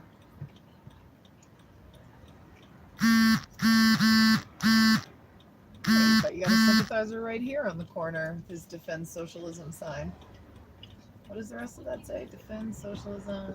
I can't see the rest of it. Support Nicolás of Venezuela. Ooh. So what's your thoughts on that? That should be interesting. I don't know enough about it to have full thoughts, but I am. That's mature. It's like I feel like, and that bugs me because I would like to know more, but I have not necessarily read a lot about it. What about you? yeah, definitely just another propaganda kind of effort to take over Venezuela for their oil. Right. I mean, it's really obvious if you take an objective view and a step and all the things that these or that store has shelves that are empty. It's like, yeah, because the capitalist corporations that are still there are refusing and withholding toilet paper. And not everyone always says, obviously, yeah, there's a bit of corruption with the Maduro regime, but it's the whole Chavista movement that you really have to support. And some of the most hardest leftist groups there that aren't necessarily in line with Maduro are still in huge support. Interesting. Yeah, I mean, really, I think it's like more beneficial in the lessons to show like people how these like propaganda projects like taking over whole countries. It's a history of why would you this whole hurrah about aid, just stop the blockades. Yeah. Yes. And you wouldn't even have to give any kind of aid. Absolutely. That's that part of the conversation I was talking to somebody about the other day. Blockades this is fine, I live right there. Yeah, oh, this is you, and it looks like I have another person to pick up. Oh, really? Yeah. That's super weird. I thought I was picking them up. Thanks. Here you go. Here's that card. If Thank you you. want to watch other people live streaming, go to patreon.com/peoplesride and stay in touch with the movement. For sure. What was your name? My name's Matt. Shannon. Shannon. Nice to meet you, Matt. Yeah, good to meet you too.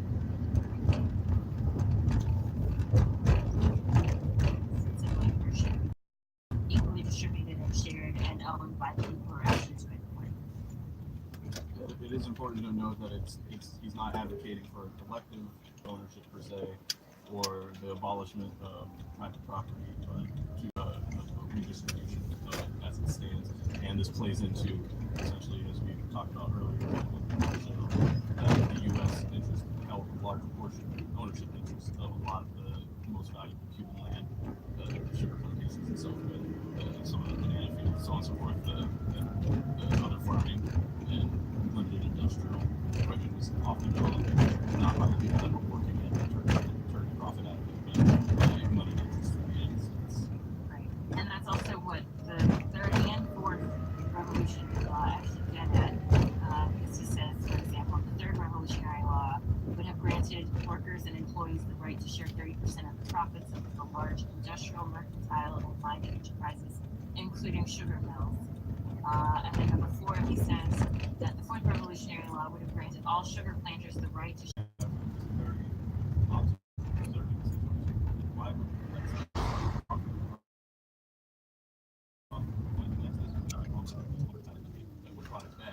Because we want to outsource the externalities, the environmental pollution, the other aspects.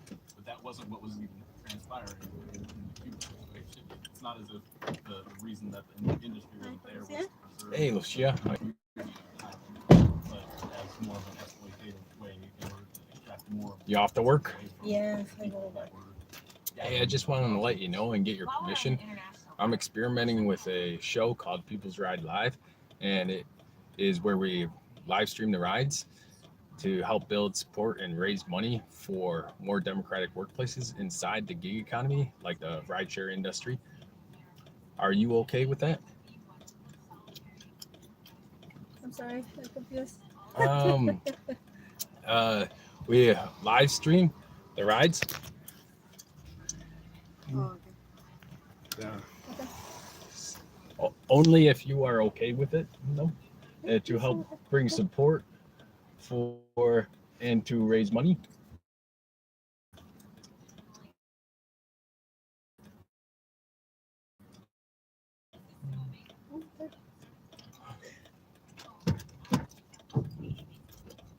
Just wanted to make sure you felt comfortable with it.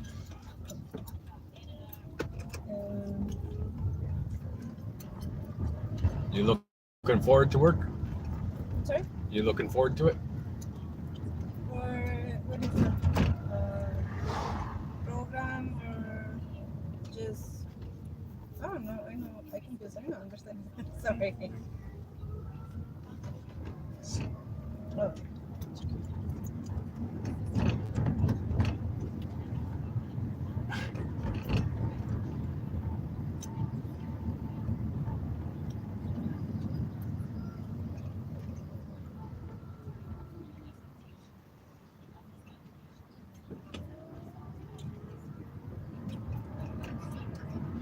Are you looking forward to work though today? For what? Yeah.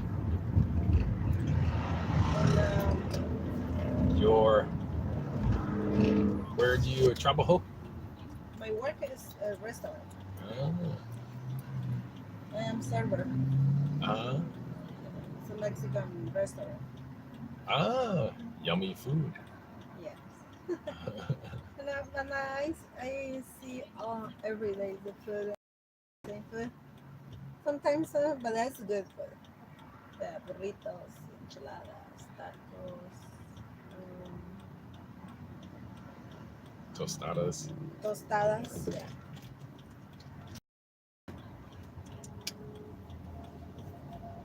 How you like it there? Is it pretty easy working? Now, what is this program? This job? Or This, just an experiment where we live stream the rides to help raise awareness and support for more democratic workplaces.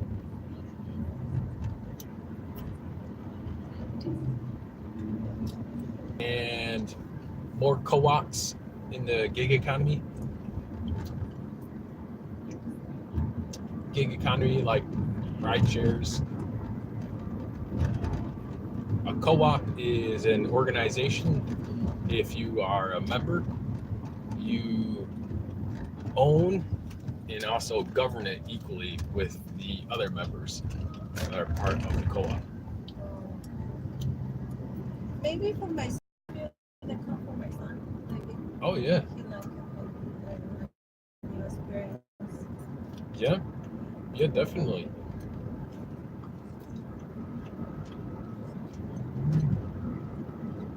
How old is your son? 20. 20?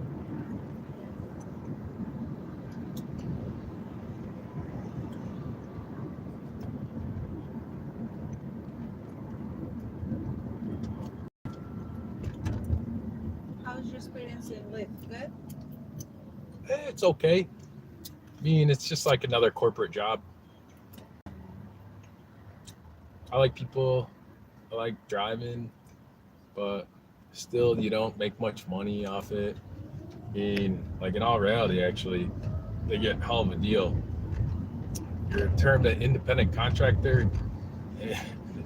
You don't get,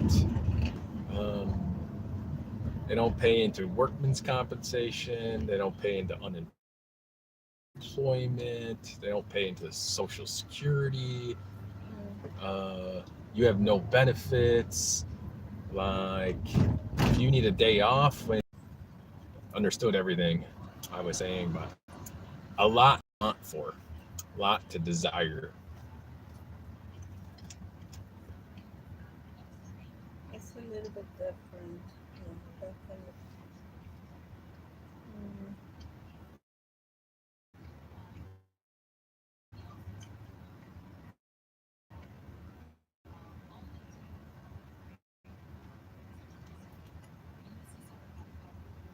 How long you worked at the restaurant? Around over 20 years. Holy.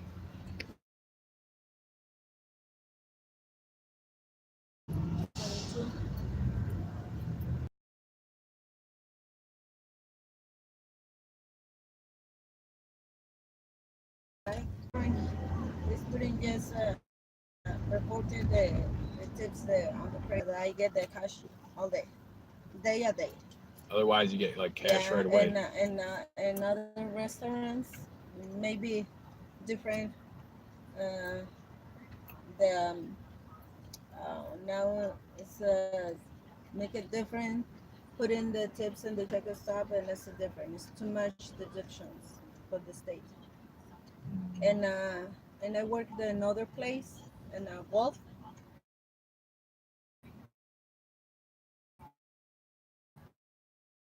And Montebello.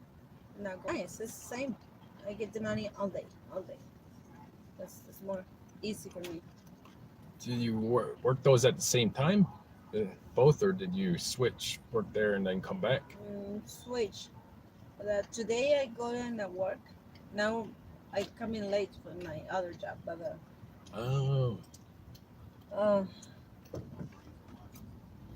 I drive. But my husband now take a shower now, and I left.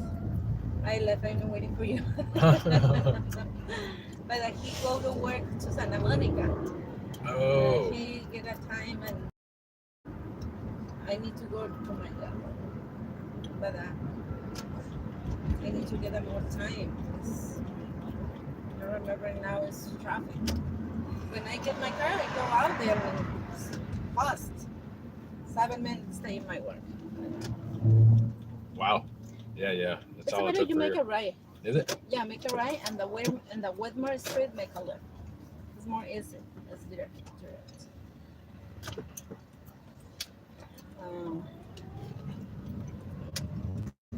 Did you like between those two restaurants, you get the tips? The tables, server to the tables too. But that's easy, to rush. And this restaurant is when I have a lunchtime, it's rush. The people coming with a short time and the Different different experience. I work for No, with her. The next slide. This one here? No, the Here. yeah. Here is a little bit different. I've had a burrito every day since I've been in California. I can't stop eating them. I think there's something wrong. Okay. Thank you. You have a good day at work. Don't work too hard. Bye.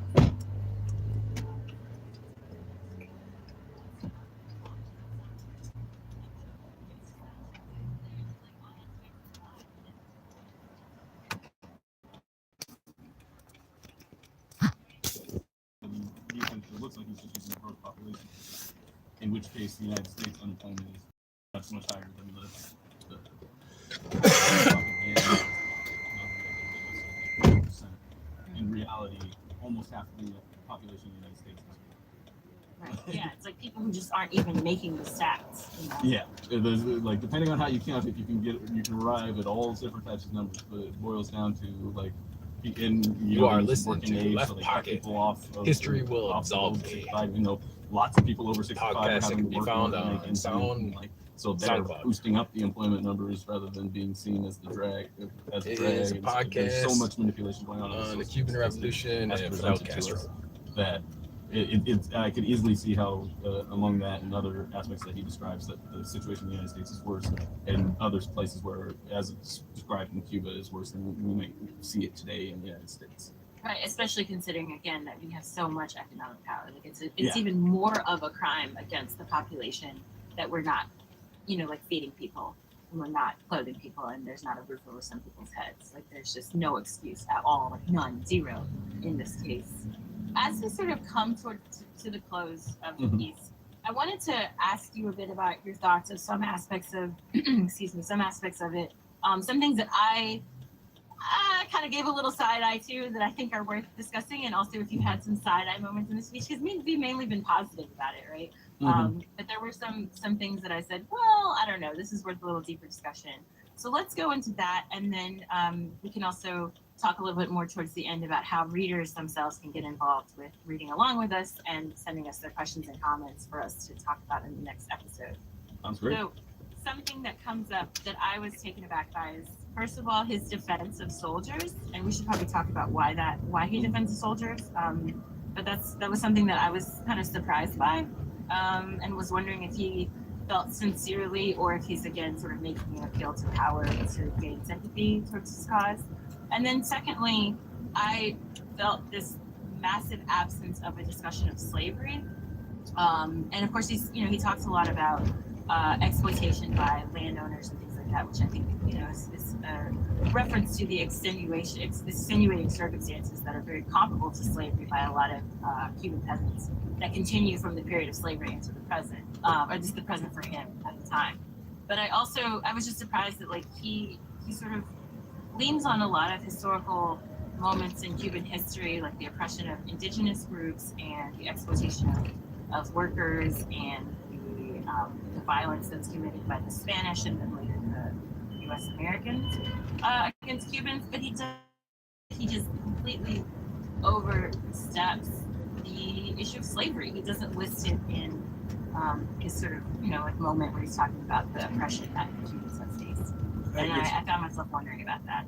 I was just looking over to kind of refresh my memory, and I noticed I did just a slave reference, and I found 5 references, and virtually I think 4 out of 5 at least were referencing the soldiers or the Cuban people, in that like saying that the Cuban people were being treated like slaves. So it's like clearly the concept of slavery was in his mind as he wrote this, but the actual practice of slavery, as opposed to the comparing of such conditions to slavery, didn't make it in, which I think is an important point to notice. And especially considering how late in the 19th century slavery went in Cuba. It was like, because I believe the second to last one to abolish slavery in the Americas was Brazil, but Cuba was a close second.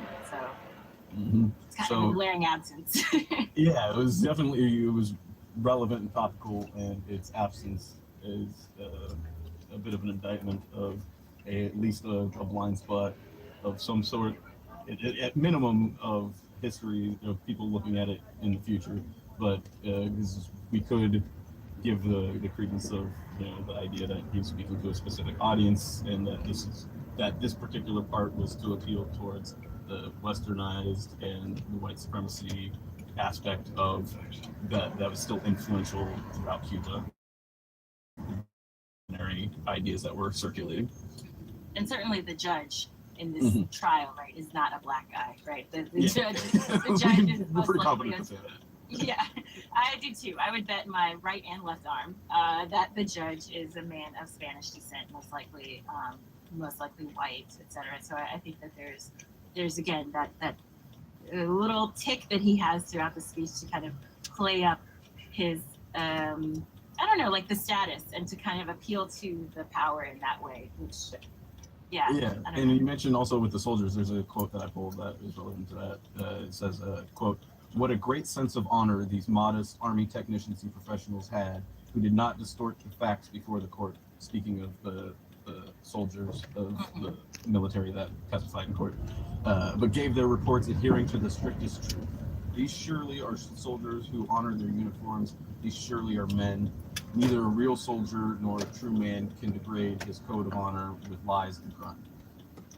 And I think this also kind of touches a little bit on the sex It's with aspect Jasmine, of right? the. Hey, Jasmine, how you doing? Well, there is a part that I did find really emotionally. All set? Yeah. Sorry, there was like, I thought this was a good pickup spot because we could pull up here, but then all those like 3 cars pulled up while I was like waiting. It looks like there's like no pickup area, really. There's actually like, but the 2 black cars are parked there now. So when I was waiting, I was like, okay, great. There's no cars parked here. Like, when you pull up, get me. But then those 2 big cars came, and then the other car is in the red. So I was like, oh. Oh, thanks for thinking of me. That was. But it That was just very didn't really thoughtful. work out. Cause Sometimes it doesn't. It's I how know it it's works. like tough, but Yeah, it is sometimes. Like, especially downtown. Hey, I just wanted to let you know and get your permission. I'm experimenting with a show called People's Ride Live, and it's to help build support and raise money for more democratic workplaces inside the gig economy, like the rideshare industry. okay. Sometimes we have rides with interesting conversation. Sometimes it's just examples of people going about their ordinary life. But are you okay with it? Sure, yeah. Cool. Good. I just wanted to make sure you felt comfortable with it Oh, more than okay, anything. yeah. Here's a card that tells more about it. Oh, So many aspects of Cuban society. So this isn't a knock on what Cuba eventually came around to do, but I certainly agree with you that there are some lines where you feel like women have a backseat to the events, given that they're also engaged in this process. You off to the Century City area? yeah. I was like actually gonna take the train and head home. I was already like down there. Yeah. But my boyfriend works in Central City, and then I think like him and his friends, they're getting food over there. So then he asked me if I wanted to join. I said, why not? It is Friday night. Exactly. I was like heading over there, so I was like, okay. I was like, I'm not actually on the train, so I was like, lucky. I was like, if you would have like let me know like 5-10 minutes later, I probably would have been on the. Yeah, that's got to be a pretty easy ride if we're on the train, right? Yeah, it's not bad because I live in Boulder, so it's not too bad. But I think it's It's hard to this decipher. one is tricky. Like,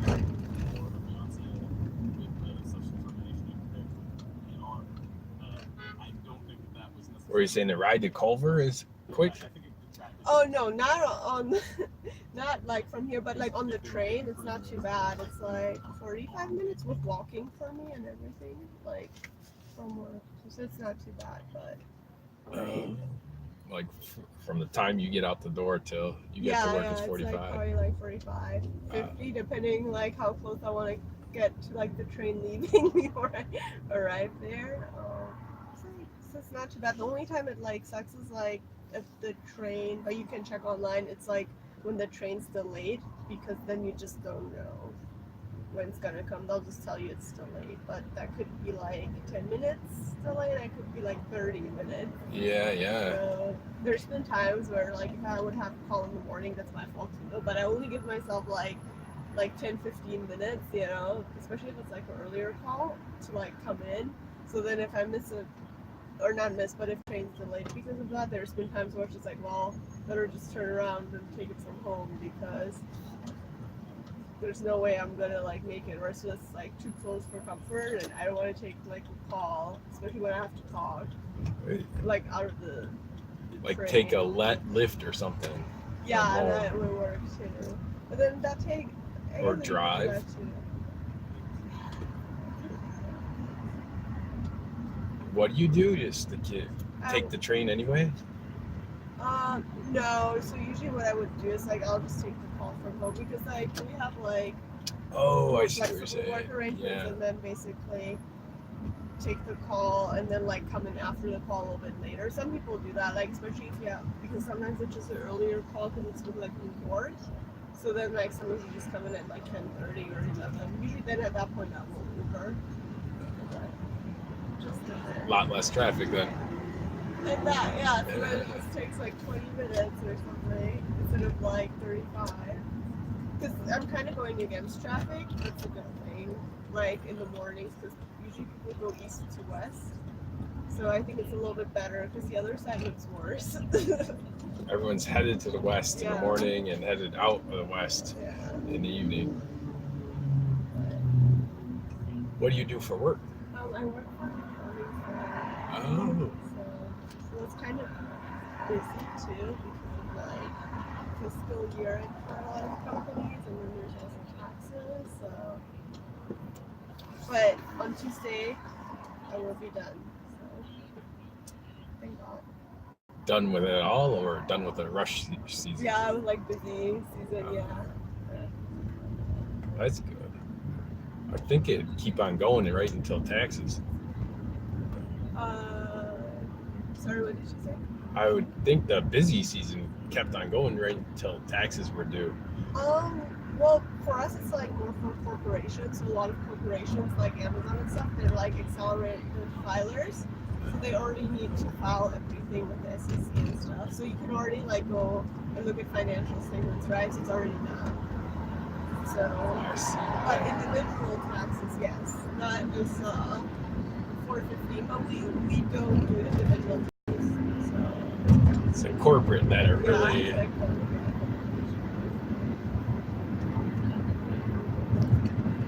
Well, I admire your work. I could not work with numbers and financing like that.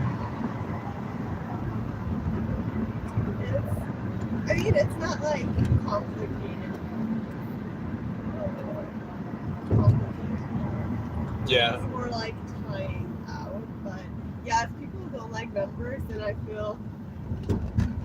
I mean, you could learn, but I just don't know if that you would probably just hate the job after a while. Yeah. It's got to come natural. It must be easy for you.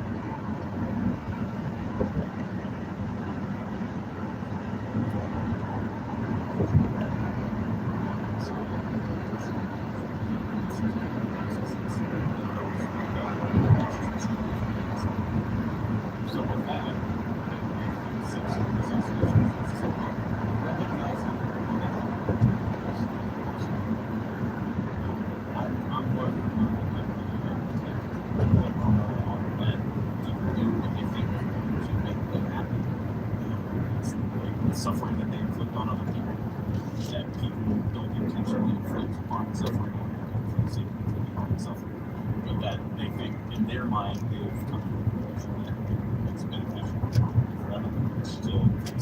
So while that may be usually understandable, those types of things, please maintain that you're not necessarily people, and that we can't explain it as that's why I didn't explain that, but that they've been so misguided that they're making such terrible choices, and that may be the only solution is to cease their ability to make any choices, but that it's in our interest to try and find alternative avenues as we do with them that we with us under their despotic construction regime.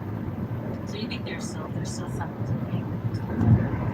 Yeah, it's something, but it's not something that's something that specifically looking for these types of events, this information, knowledge, and understanding around that topic to see, the different things. Like I said, I grew up in a different community, essentially, than the one we're part of now. So a lot of the times, when we're saying things that probably people might know, care about, and help support me throughout my life.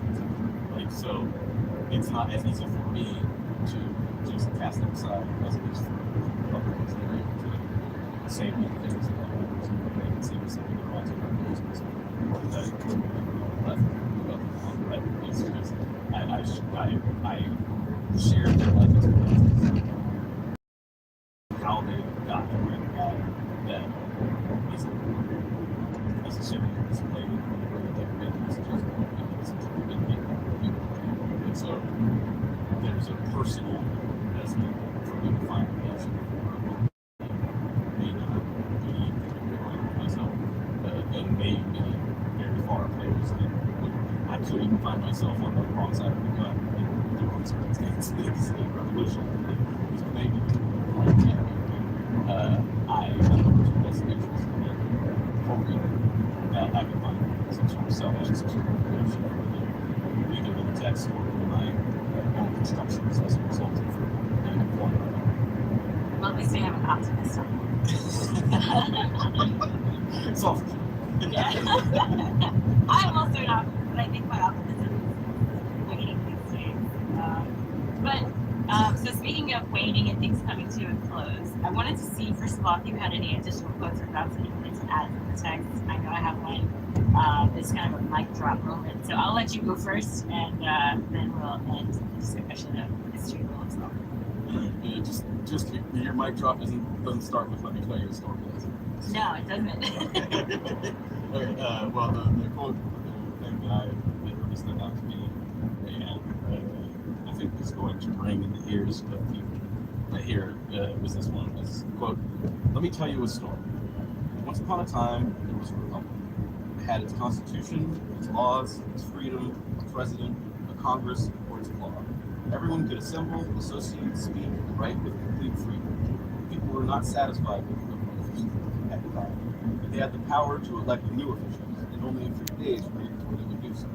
Public opinion was respected and heeded, and all problems of common interest were freely discussed. There were political parties, radio and television debates, forums, and public meetings. The whole nation pulsated with enthusiasm. This people had suffered greatly, and although it was unhappy, it longed to be happy and had a right to be happy. It had been deceived many times and looked upon the past with real horror. This country innocently believed such a past could not return. The people were proud of their love of freedom and carried it its high conviction of liberty and respected as a sacred right. They felt confident that no one would dare commit the crime of violating democratic institutions. They wanted a change for the better and aspired to progress, and they saw all this at hand, and all their hope was in the future." The next part of that goes on to say how Batista came in and dashed those dreams and hopes and all of those things. But that spirit of what people think they're experiencing and the far offness of that ever going away can be snatched from you in a moment. I think it's prudent that we keep an eye and maintain that in our minds. I would agree with that for sure. I think that you've made several pop culture references in this discussion, and I think it's time for me to make my pop culture reference. When I read the very end of this piece, which is for me the mic drop moment, I was thinking totally of like if there were Real Housewives of Cuba and Castro were one of the Real Housewives, this would be his little entry. No, with the for those who watch Real Housewives, I have to watch silly shows like that because I spend most of my day and stuff. So I have a dirty secret of a guilty pleasure and watching really bad reality TV sometimes. Okay, often. And but I watched the Confirm or deny these rumors? yeah. But Real Housewives, they have this thing in the intro where they have these like little lines. So like, I don't know, I can't even read the example right now when I watch them. They have a little line to kind of explain who they are in 10 seconds or less, right? And when you think about the way that they act as well, there's a lot of petty going on these shows. Things that are like biting or mistaken, and you're like, well, she's actually right, even though the way she went about it may not be the best, but she's right about what she's saying. Like, I'm on Team Kenya or Team Beanie or whatever, right? So in this case, I'm totally Team Fidel for what he says at the very end of the speech. He gives a background on like basically how the court's messed up and how the law is doing things wrong, and he literally says, I pity Your Honor, and I regret the unprecedented shame that will fall upon the judicial outcome. I know that imprisonment will be harder for me than it has ever been for anyone, filled with cowardly threats and hideous cruelty. But I did not fear prison, as I did not fear the fury of a miserable tyrant who took the lives of 70 of my comrades. Condemn me, it doesn't matter. History is awful. Good job. So basically, he's like, I don't give a F. He's like, you can do whatever you want, but I know that I'm right, and I know that you're wrong, and I know that in the end, the way things are going to play out, you guys are going to be on the wrong side of history. What you're doing is completely unfair, incorrect, and quite frankly, criminal towards your own people. So I think again, if Fidel were a Real Housewife, in his tracksuit for sure, because he's a tracksuit, 100%. Tracksuits. He likes tracksuit towards the end of his life. But yeah, I feel like it's one of those moments where you read it and totally you can apply it to you can make a joke out of it like I am, which is just to add a little humor into all of this. But I really do think that it's one of those things that stands out as important. And if you're going to plan on doing anything revolutionary, wherever you fit in, you have to have resolve. You have to have confidence, and you have to fully embrace the fact that what you're doing is right for the right reasons. And sums it up with those lines. So, yeah. It's important to find important and fight for that. So, while you'll learn all the sorts of things from the show, maybe all sorts of different information, it's that core, real instinctual desire to care for your fellow man or kind that should drive this stuff. I reminded me of Hampton, and that talks about revolution, and that can be caught up in revolution for a lot of different reasons. Maybe just more they want something, and that if you don't clearly identify what those core principles are that you're fighting for, that it's easy to get wrapped up in this sequence it before you know it. We'll have Negro capitalists, and before you know it, we'll have Negro imperialists, which some may say Aquabala personified. Right, yeah, like we're already there.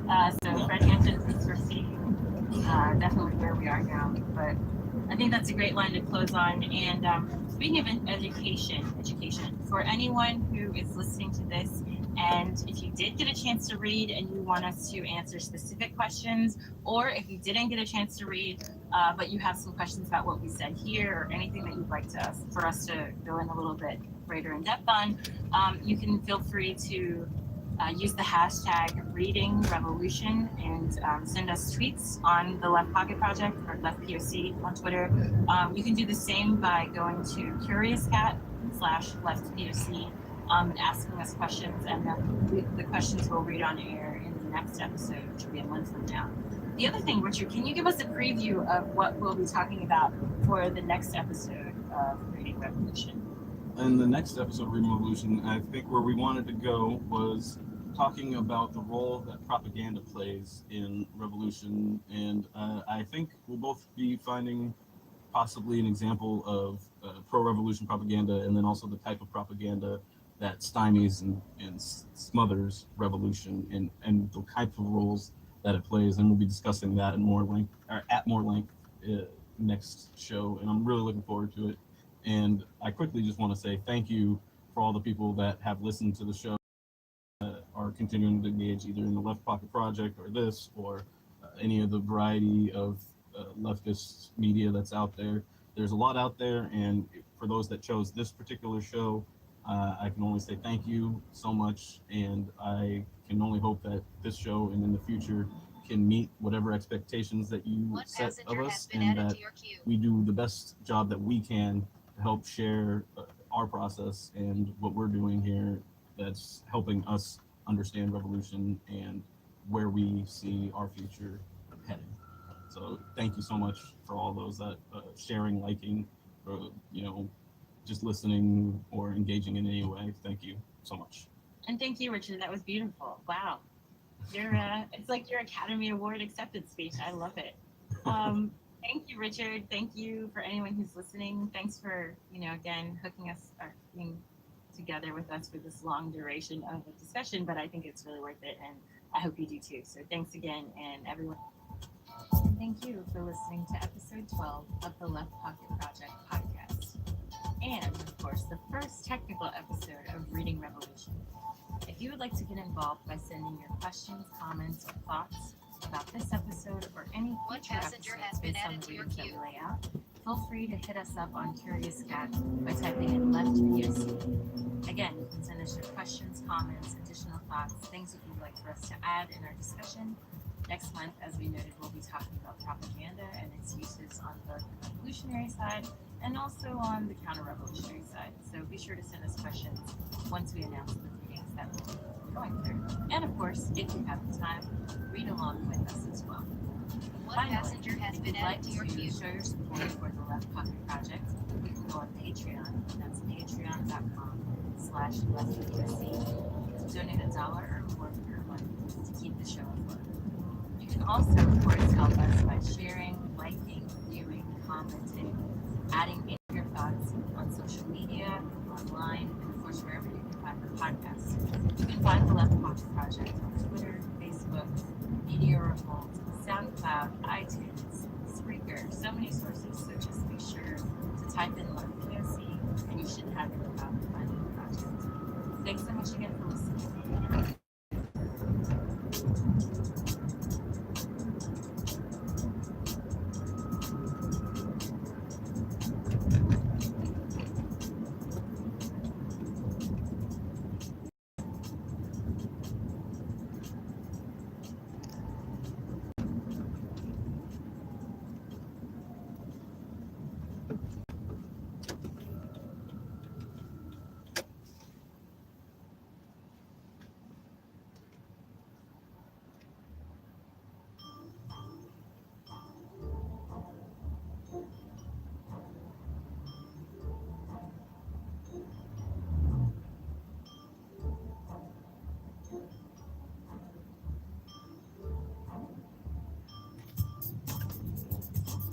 Hi everyone, I'm Wendy Meeks, creator of the Left Pocket Project, which brings you the history of leftists of color, one swipe at a time.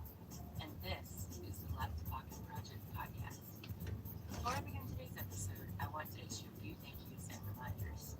Thank you first and foremost to all of the patrons whose donations support the nuts and bolts of this podcast. Everything from data storage to coffee. Your $1 or more a month goes a long way. Also, a special thanks to all the folks who share the podcast to friends, family, and colleagues. Your kind words about the podcast remind me that all of this is indeed not in vain. You can continue to show your support by going to patreon.com/leftpoc to donate and by leaving the podcast a rating on iTunes. Remember that you can also always check out more about the podcast on SoundCloud, Spreaker, and iTunes, and more about the project as a whole by visiting Left POC on social media. I also would like to remind everyone that I'm only out internet access, so there will not be an episode the week of the 13th. Use that time to get caught up and read and listen to the show. Now on to today's episode.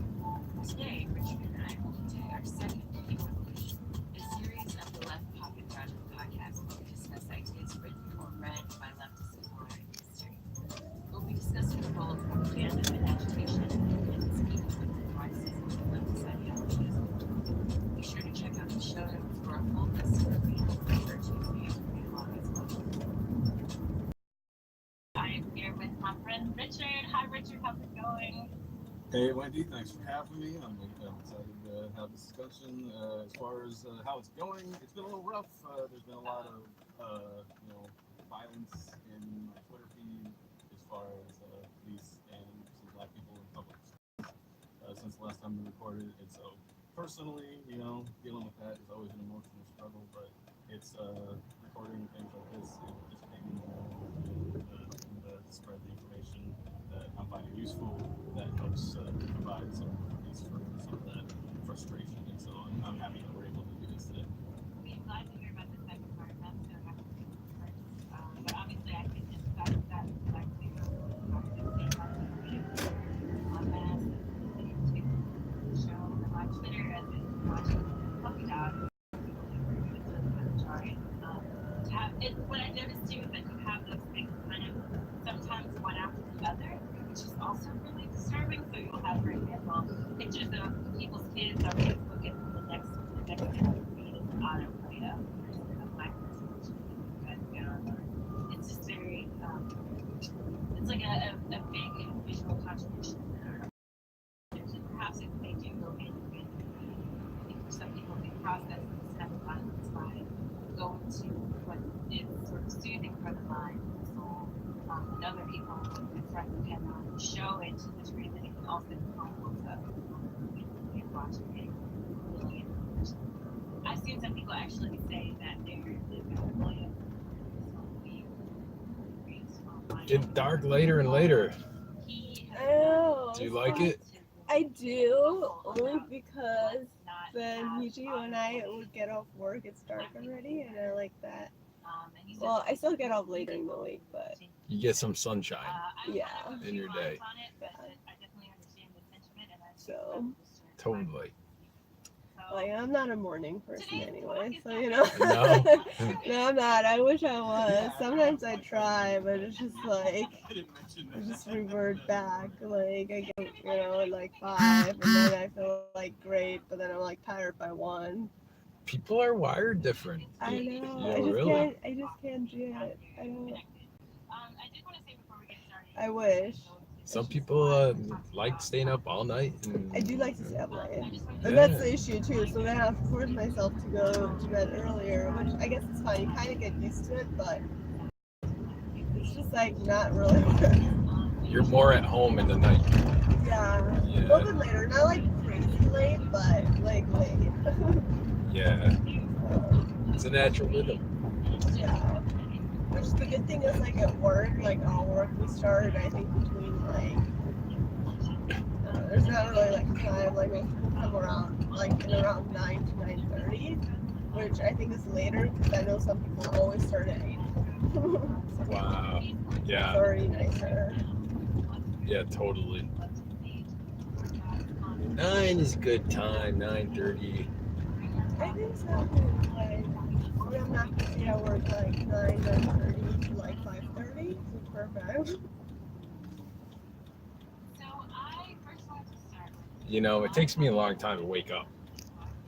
Like, I wake up early, but to like get the brain going and like be thinking, and it takes a while, like a few hours. Yeah, I would just like, I did this where I would like do yoga really early in the morning. I would take like a 6 a.m. class or 5:45. That's admirable of you.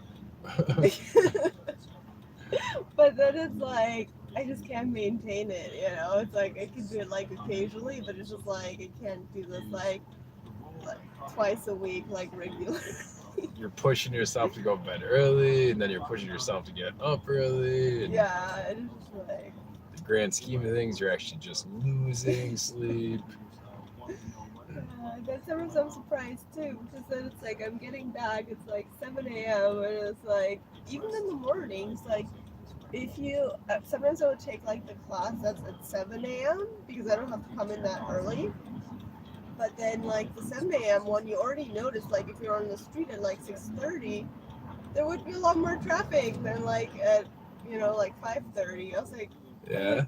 Like people are getting like going to work that early, I guess. Huh? Every pocket of time, people are filling up.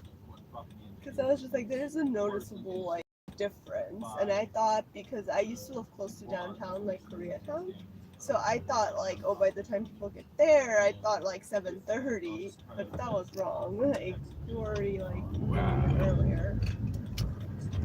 Yeah, wow. I know 8 o'clock is like always peak of traffic. Yeah.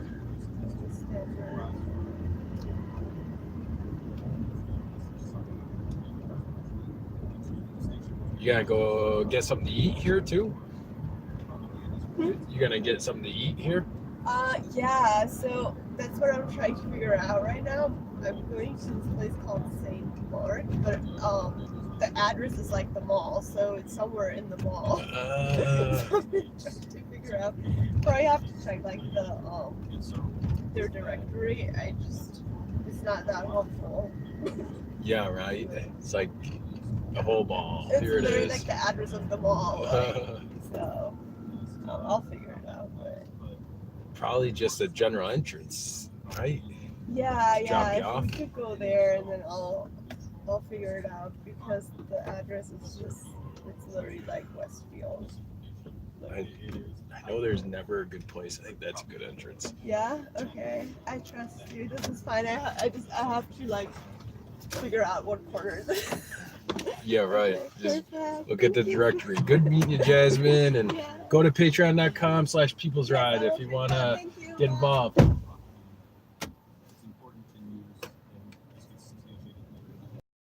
All right, it's getting dark. That's a wrap. Good footage today. Without undermining